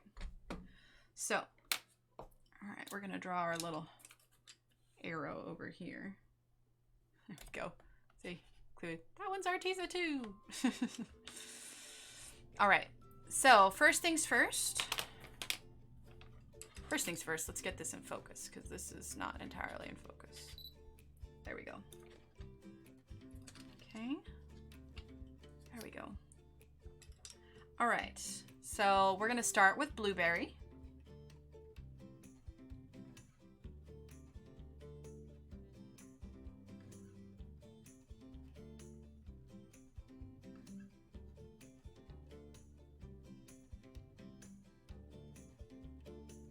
So shading like I was doing with the green on the edges, although yes, we've created a variation in color going from dark to light in our blues, adding that extra shade kind of is what gives it its extra pop. Could you do this with clothing or backgrounds? Most definitely, Rochelle, most definitely. Now backgrounds, you know, you're covering a bigger space, but clothing especially, like if you've got, let's grab our black here, you know, say you've got an article of clothing that has, you know, let's do this. Like say you're coloring a skirt, okay? This is just a quick little sketch here, okay? So this is a little skirt, okay? And it's got folds in the fabric, okay? And say you're gonna color it with that blue. Where you're gonna place those shadows, it's gonna be one along the edge here, okay? Then along the crease here, because that's where that fold's gonna be, okay? Along the crease a little bit there, a little bit there, a little bit there, there, okay? Maybe a little bit up here at the waist. Now again, this is just a quick sketch. Then, you know, you would add your next one. So like this is the Mykonos blue. So a little bit here. Okay. A little bit here. And grab your peacock blue. This is just, you know, pretty rough, but it gives you the idea.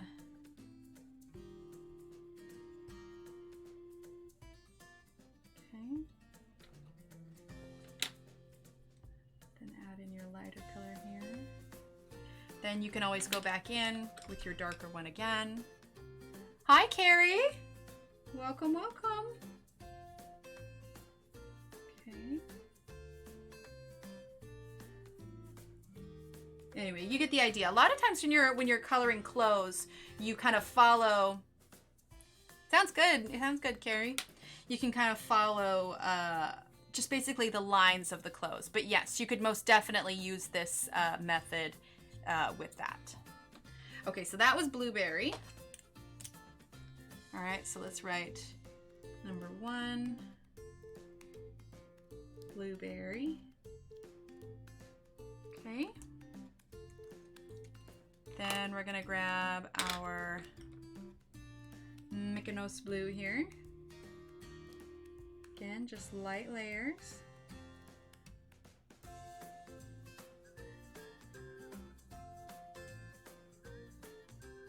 Okay. Mykonos blue. No problem, Rochelle. Robin egg blue. Oh, I didn't write that down. Sorry. Number 2 was the Mykonos blue. Okay, that was number 2. Does anyone have any problem clicking on the link for the color wheel? In the description or in the link in chat? Because the one in chat too should be the same, but just in case, exclamation point color wheel. Yeah, the blueberry's nice. Yeah, if it's not working in the description, the link should also be there. All right, then robin egg blue.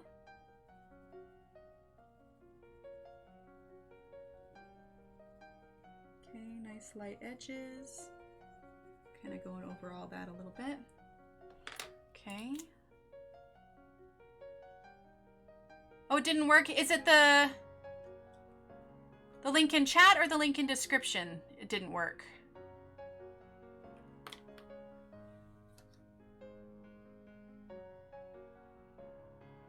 Let me know which one isn't working.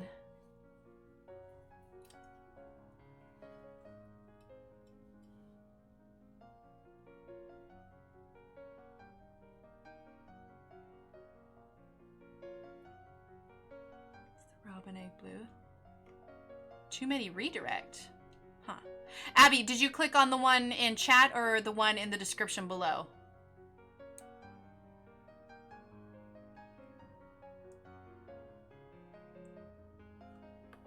And then we're gonna use lime. Nice and light, because lime can be a little bit overwhelming. Okay. In chat, huh. Let me take a look here real quick.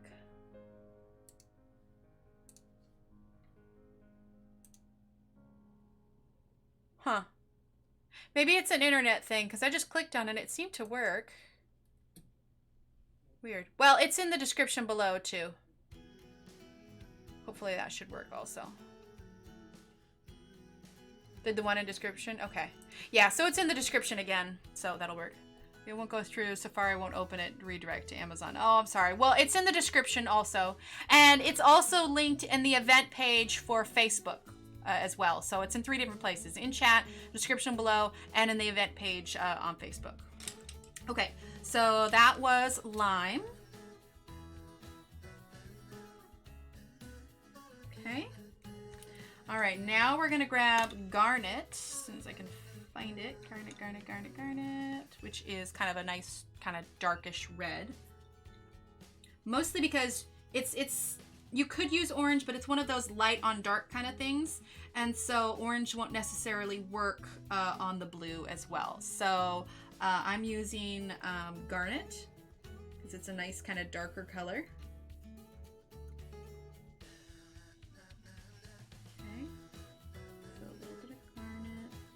Here. All right, so that's Garnet. All right, so number 5 is Garnet. Okay, then I'm going to use Blueberry again. Kind of go over that red a little bit.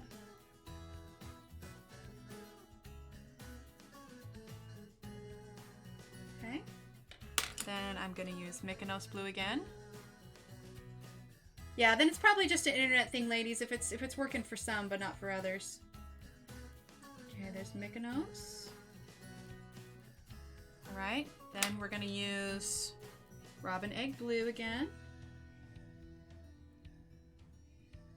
Okay, nice light layer at the edge, especially when you're going to something that's so bright. You want to make sure that you have a nice smooth transition between the two. Okay. And then, is the flower page in your files? Yes, ma'am, it is.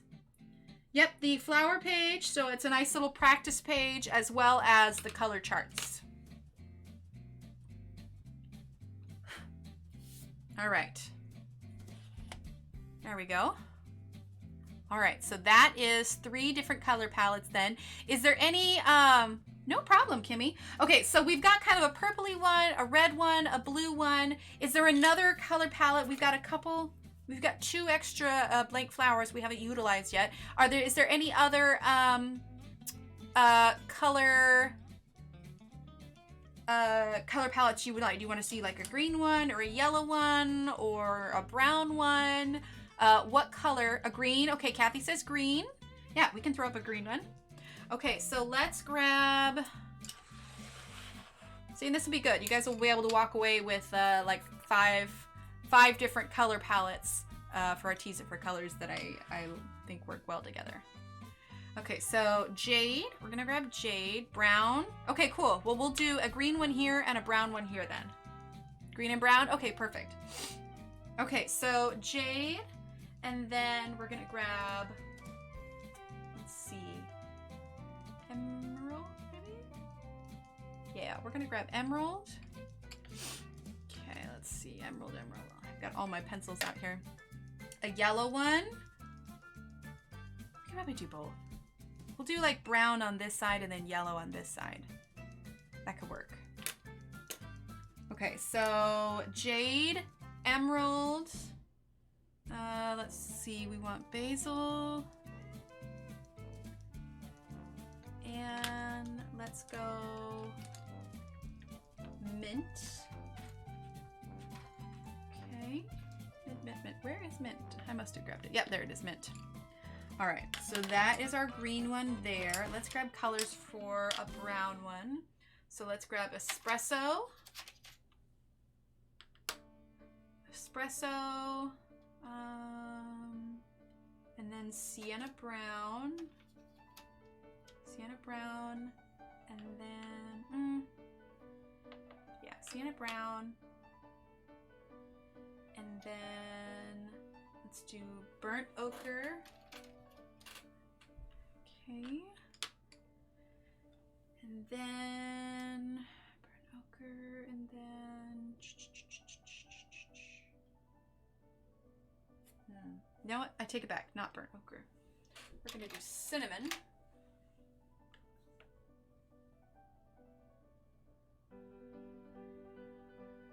Yeah, cinnamon, and then I think Camel. Okay, so that's the brown one, and then let's grab a yellow one as well. So let's start with the yellow. We're actually going to use cinnamon for the yellow, and then do we want to use cinnamon? Yeah, we're going to start with cinnamon. Then we're going to grab Tuscan Sun. I always forget morning lives. Well, to be fair, Ariane, this is kind of like you know, Sundays are kind of an off time. So, all right, Tuscan Sun, and then Lemon, and then Ivory. Lemon, lemon, lemon, lemon, lemon, and Ivory. Okay. So cinnamon will go with that one. All right, well, let's do the green first. Okay, we're going to do it down here. There we go. All right, so we're going to grab Jade first, okay? So we're going to start right down here. Thank you so much. This has been a great tutorial. I've got to go. Well, thanks so much for hanging out, Pam. I'm glad you enjoyed it. All right. So we're going to start with Jade, okay? Down at the bottom.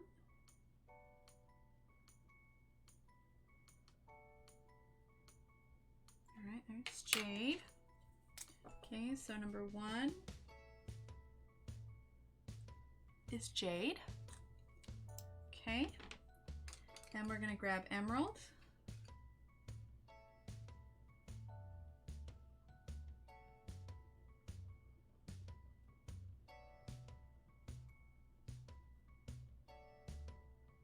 Okay, nice soft edge. Okay, that's Emerald.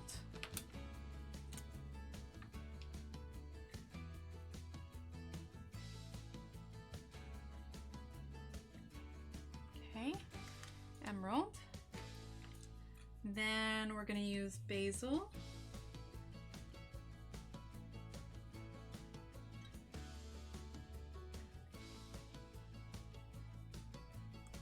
Okay, there's Basil.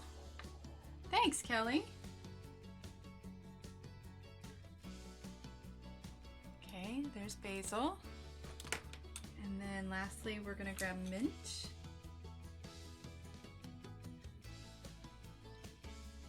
Okay, when we do our second layer, that mint may pop a little bit more. Right? Didn't that turn out nice? I thought so. Mint. You know what? I'm going to take this back.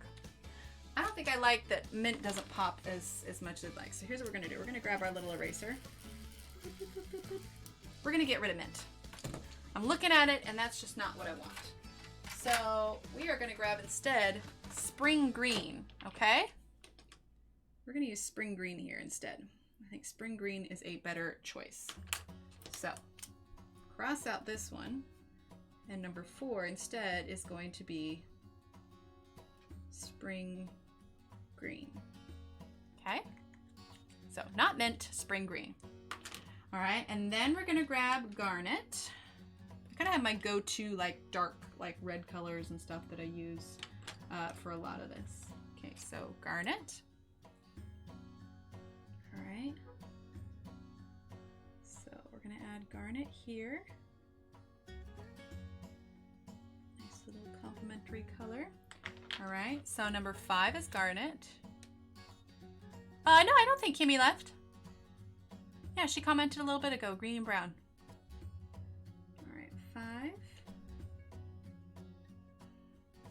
Garnet. Okay, so there's Garnet. Now we're gonna go back over with our second layer. We're gonna start with, I'm gonna push my pencils all the way across the paper. We're gonna start with Jade. Okay, going back over that red a little bit. Okay, then Emerald. And I'm glad that we're doing these at the end too, because we're kind of like now all of our theories that we talked about at the beginning, we're sort of like putting them in action now with a wide range of colors, you know? All right, so that's Emerald. And then we're gonna use Basil. Okay. Nice little soft edge colors here. And then Spring Green.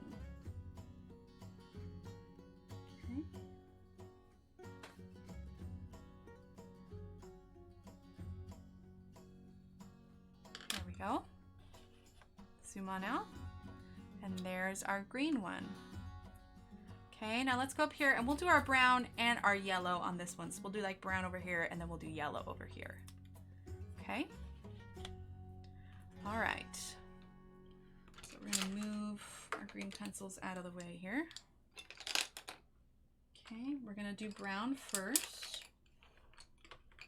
Okay, so let's see, Sienna brown. Yeah, okay, goes in that order. Sienna brown, there we go. Okay, so we're gonna start with Espresso first. Okay.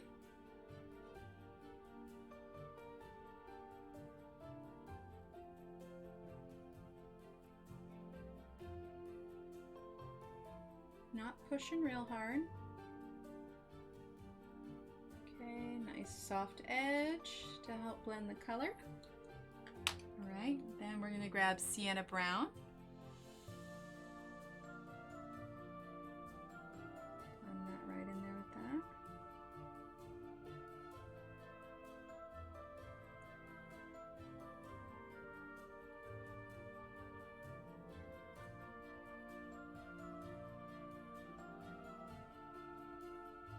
Okay, and we're gonna grab cinnamon.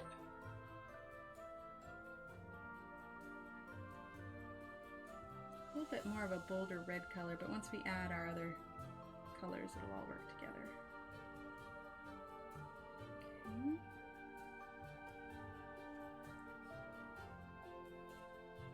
All right, so that is cinnamon, and then we're gonna use camel.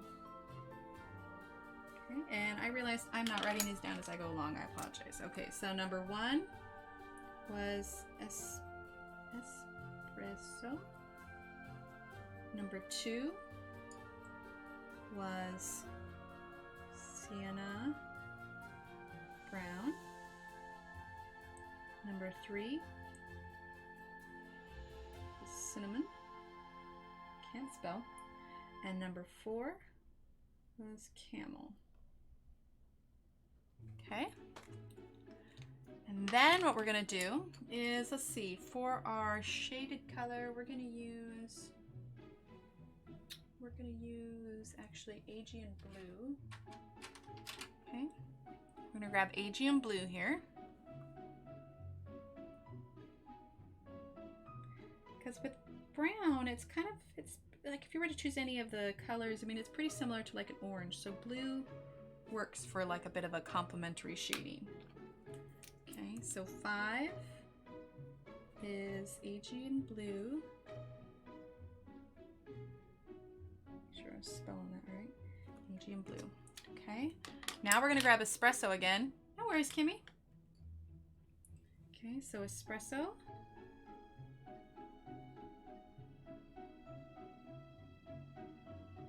Okay. There's Espresso. And then Sienna brown.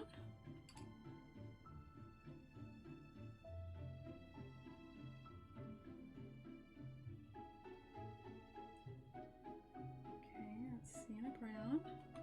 Okay, and then we're going to use cinnamon.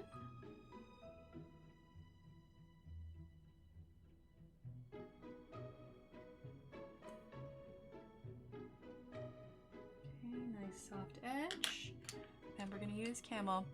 See ya, Sue. I hate to have to act like an adult and fix lunch. Aw. All right, have a great day, Sue. Right, and then there's Camel. All right. So there we go. There is our brown one. All right. Now we're going to do a yellow one on the other side of the brown one here, okay? So I'm actually going to turn this a little bit. No, I'm not going to turn it because then I'll end up writing upside down. No, it's cool. We'll go this way. Just go that way. All right, so cinnamon I was going to use in this. All right, so we're going to move these over.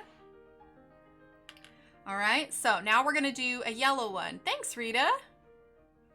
All right, so we're going to start with cinnamon for our yellow one. Okay.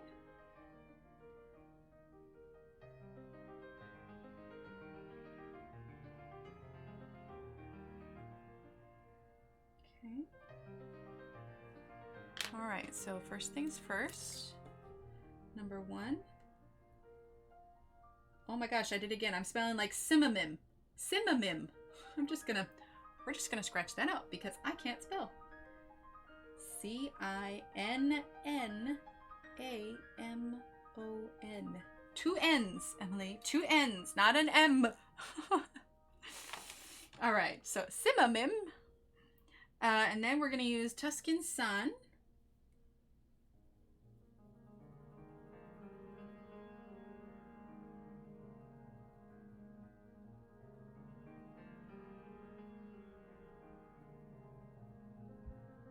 Okay. Sounds good, Tamara. Oh, well, perfect. I'm so glad, Kathy. I'm gonna sharpen this yellow here real quick.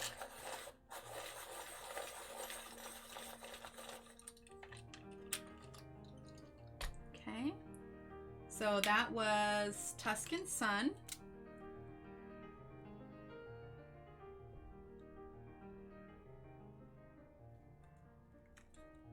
Okay.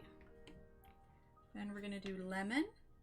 I think I hear my family coming home, so I apologize if you hear any rowdy children. Okay, so that's lemon. And don't worry, this brown is gonna get blended in a little bit more. Thanks, Kenny. Okay, so lemon. Okay. And then lastly, we're going to use ivory. Ivory's nice and light. Okay, so then that one is ivory.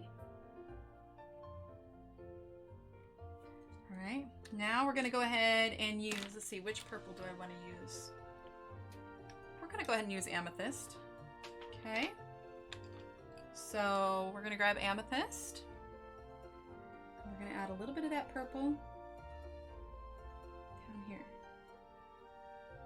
Okay, not much.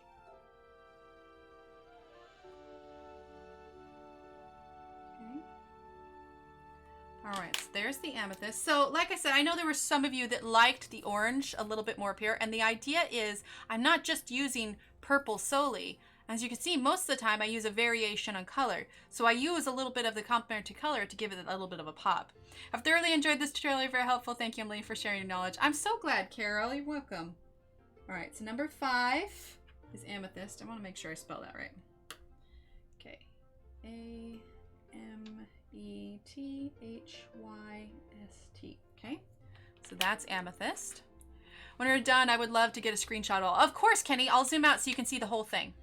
And you know what? I will also write down these. I'll write these down too, the color palettes in the description, and maybe in the, yeah, that's what I'm thinking, in the Facebook group. Because what I could do is I could scan them in, and then I can situate them on a page so that you can see all of them. Okay, so let's see, that was cinnamon.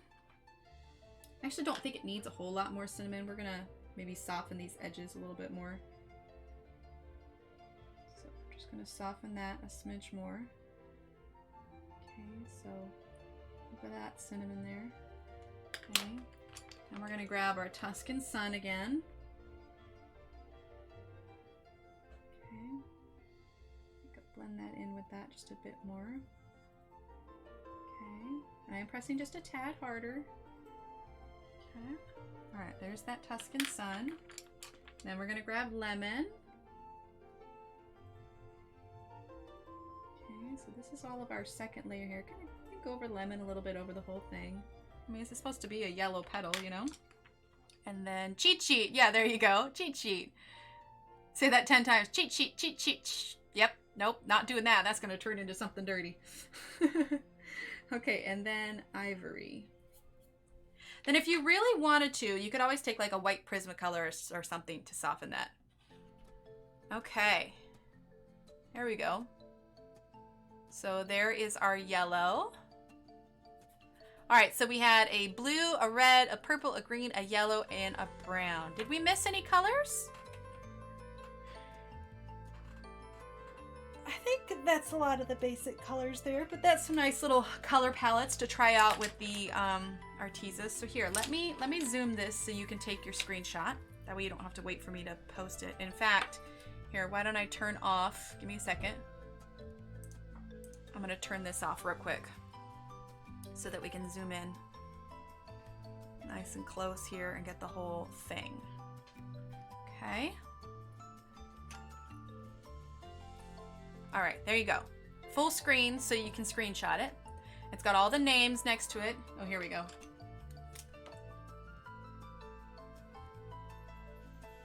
More arrows. Those ones are all Arteza too. I'm gonna post the link to this video in a group of mine for tips and reviews. That sounds good, Tamara. Thank you. So yeah, I will fashion this up to something that we can put in the PDF so everybody can download it and everything, because I'll probably want to retype this next to it, but I can place all of these next to it, so it'll be good. What would you use to make a gray area pop? Oh, that's a good one. Let's do a gray. Oh, hey, look. We've got one extra flower up here. Let's do a gray. Let's do a grayscale one real quick. That'll be good. That is a great idea. Okay. So we're gonna do a gray one. So let's grab our charcoal.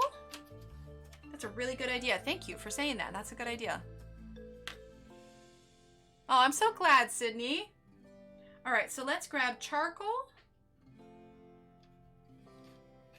Let's see. Pewter. Where's pewter? Do I already have that out? Here we go. Pewter. Here it is. Yeah, that's really good. Yeah, because we don't deal with grayscale too often. All right, pewter. Then let's do space gray. Okay. And we're going to grab our white this time. We're going to see how we can do it with the white. Okay. All right, so let's go ahead and do a grayscale one. I think that was fantastic suggestion, Kathy. Thank you. Oh, forgot to turn on the border for the camera. There we go. All right, so let's do charcoal. All right, so we're going to use charcoal first.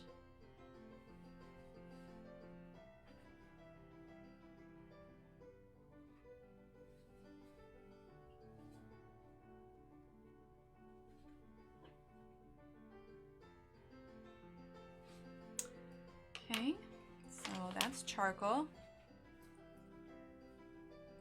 Oh, I'm so glad, Rochelle. All right, so number one is charcoal. Okay. So charcoal, and then pewter.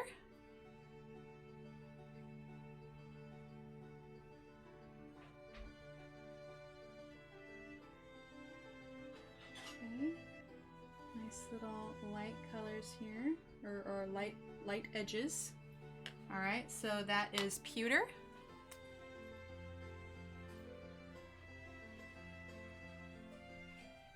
Okay. Oh, you're welcome, Helen. Make sure that's nice and in focus too. To check every now and then. Okay, and then we're gonna get smoke.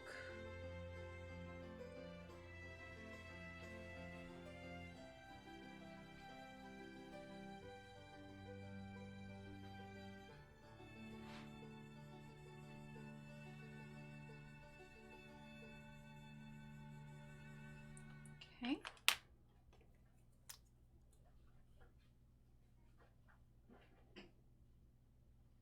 Smoke. And then make sure my white's clean from any blending I did. Okay. And then white. I'm going to kind of go over a little bit with the white. Okay. Okay, now, when choosing what colors you want to shade with for gray, there are a couple things to take in consideration. And one of those things is what tone of gray you have. So for Prismacolors, for instance, they have cool gray, French gray, and warm gray. And what that is essentially is the cool gray is kind of in the blue family, the French gray is in the yellow family, and the warm gray is in the red family.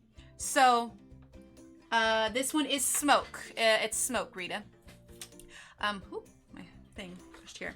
Okay, so for instance, you said that like for coloring a building. Wish I had the means to be able to keep this for reference, you rock girl. Well, I'm gonna put this in the group too, Rochelle, so you'll be able to keep this for reference, save it on your phone, whatever you want to do. You could just, you know, save it to whatever you want to do or look it up online. It's got, you know, the name list here, so you could even just write down the list. That's why I wrote the names too, because colors aren't always accurate across screens, but at the very least you have the colors so you can try it on your own. Okay, so say you're coloring a building, okay? There's a couple things to take into consideration. What tone of gray you're doing, whether it's, you know, like a warm, you know, like a yellow toned or a blue toned gray. Okay, so like your cool gray, your warm gray, your French gray. I've got kind of a combination of the two here. So for Artezas, for instance, they have a couple different ranges of gray. Yeah, exactly. Okay, so this charcoal, this is a cool gray.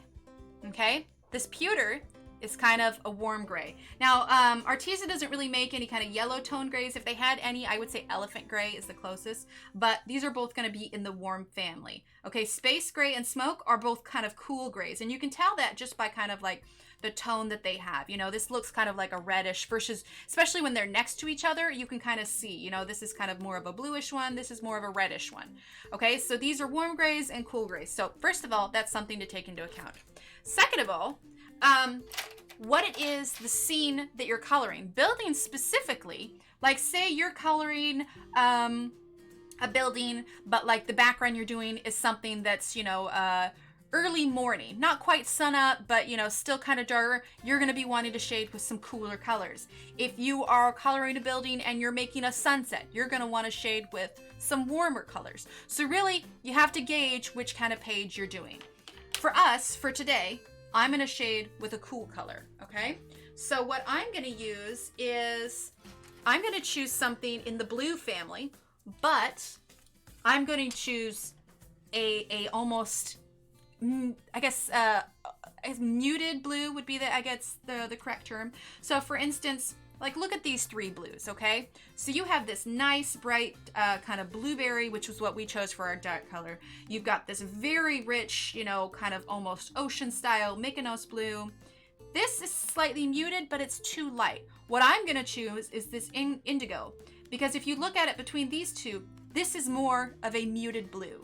And since we're coloring grays and we don't want this blue that we add to it to be so bright and so bold, we're gonna be choosing a more muted color to go with our gray, because gray in and of itself is a muted color just because it's gray. So we are going to choose indigo. Okay, now especially, yeah, you're still streaming. Yes, we are, Charlotte. We're still going strong. So what we're going to do is we're going to do light layers, especially here, because you want this more than anything to be gray. Gray is your main color. You're adding the color to kind of help it pop a little bit, okay? So we are going to be using indigo, but I'm not going to use a lot, okay?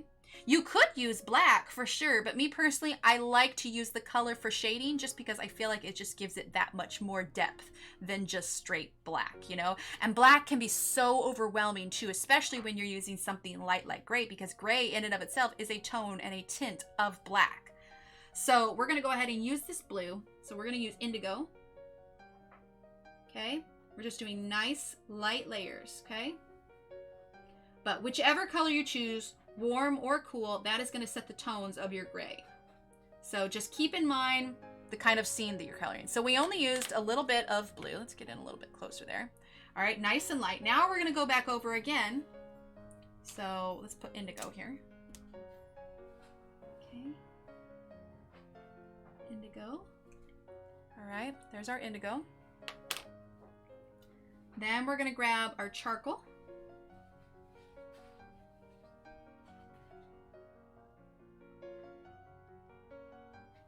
Okay, it's not completely gone. You can still see that little hint of blue. Okay. I tried taking a pic of my phone. It's horrible. All right. Well, don't worry about it, Rochelle. We're going to have, you'll be able to download the files onto your phone from the Facebook. You should be able to go into the files and download them directly. So you should be teachers. Help me so much. Aw, thanks, Kathy. I'm so glad. So you should be able to download it directly onto your phone, Rochelle, so you don't have to worry about screenshotting it. So just hang tight. I'm planning on getting these uploaded to the Facebook group a little bit later. So you'll have all of these.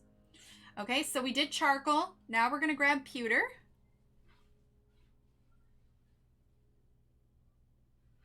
Okay.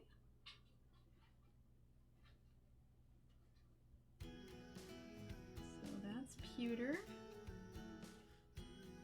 Okay, nice soft lines. Okay.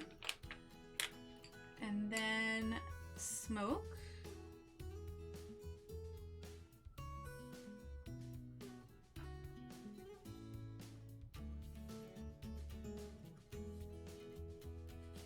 Going over all that helps to kind of blend it in a little bit. Right up to there. And then we're going to grab our white. Aw, thanks, Charlotte. Use a yellow for highlight on gray. Or could you use a yellow for highlight? Most definitely you could. So we're using white here. If you were to use a yellow for highlight on gray, though, I would go very light. I would use something like, for instance, if I was doing it with here, I would use ivory. Now the ivory is kind of like almost like an orangey yellow, but if I were to do it, so like say you were trying to get a day glow on it, I wouldn't do a ton. I'm gonna add here just so you can see. Well, maybe I'll just do it lightly, but what I would do is I honestly would just add a little bit there. I would still keep the white highlight because more than anything, you want this to show that this is still gray. So what I would do is I would take this yellow and I would put it just along the edge, and that would act as sort of a glow around your edge, and it would work the same on a building. So like say we've got a brick here that we're coloring, okay? So let's bring it over here, all right?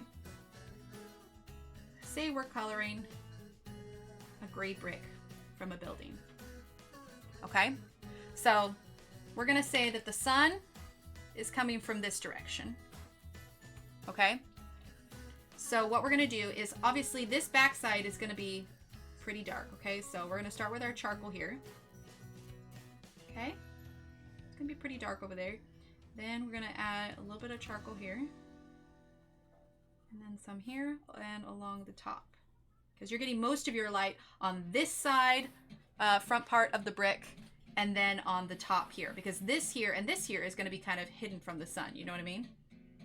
So let's pretend that this is a brick on the top of a building. Okay, so this is charcoal. Okay, get some nice dark colors here. Okay, then we're gonna grab our pewter. A little bit more, not quite covering the whole thing. We're gonna leave just a slight highlight at the corner there, okay? And we're gonna do a little bit more there. Probably a little bit more on this side. Okay, and then we're gonna do our space gray here. Okay, I'm gonna fill in quite a bit of space gray over here. And again, this isn't perfect. This is just giving you kind of an idea, okay? All right, now we're gonna use our space gray here. All right, then we're gonna use our white. Oh, that's our ivory, not that. Okay, we're gonna use our white here. Nice thing about white too is you can always take it and kind of smooth over everything as well. Okay, now theoretically I would add on another shade with this, but since we're just doing a quick little let me show you kind of deal. All right, so now I would take my ivory, okay, and I would add a little bit to here, not on the entirety of the thing. So if you're trying to add like a sunlight glow to it, it would just be a little bit like so. All right, now imagine like a whole building and it's got all of this brick there. So you zoom out, you can see it's just got a little bit of that yellow and it acts as sort of a glow on your brick. So yes, you could most definitely use a yellow highlight. But if you use it as much as you use your white as a highlight, it's gonna overwhelm the gray and the entire thing's gonna look more yellow than it is going to look gray. So you have to just think, what do you want your predominant color to be? So since the rock or, you know, the brick or the stone or whatever would be gray, you would just add a slight yellow highlight on the edge. There we go. I think that's as far as I can be zoomed out here. Okay, so we've got our blue, our red, our purplish pink. We got our green, brown, yellow, and a gray. So my next question is for you. Does anybody have any other questions? Because, stretching, I think we've about covered everything, but I want to make sure that I answer everybody's questions. So if you have any other questions, now is the time to drop them in chat. I will drink some water while I wait. And I'm going to get all this scanned in and I'll put it all up on the Facebook group as well. So any of these documents we've used today, any of these files, the color charts, all of that, you will find them all in the Facebook group under the files section. Except for my notes on what I was saying today. My notes aren't on that list.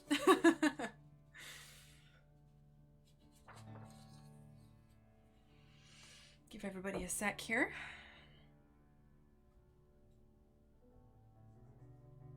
Ah, perfect. Thank you, Kimmy. All right. Well, if nobody has any other questions then I think you've covered everything perfect. Thank you so much. Oh, I'm so glad, Rita. Oh, you're welcome, Starbuck. Okay, well, then I'm going to go ahead and wrap it up. Like I said, so wonderful video. Looking forward to part 2 of the beads. Yes, that is going to be tomorrow. Let's see, today's Sunday? Yeah, that'll be tomorrow morning. Monday, I've got the page here somewhere, and we'll get started in another little section.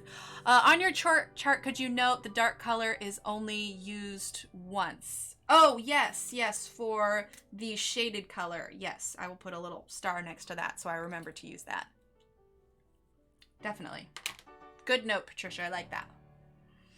Okay. All right. Well, thank you so much, everyone, for coming to hang out. I was a little nervous at the start because I wanted to make sure I had so much information I wanted to get out. So, like, I was talking so fast trying to spew all of my information.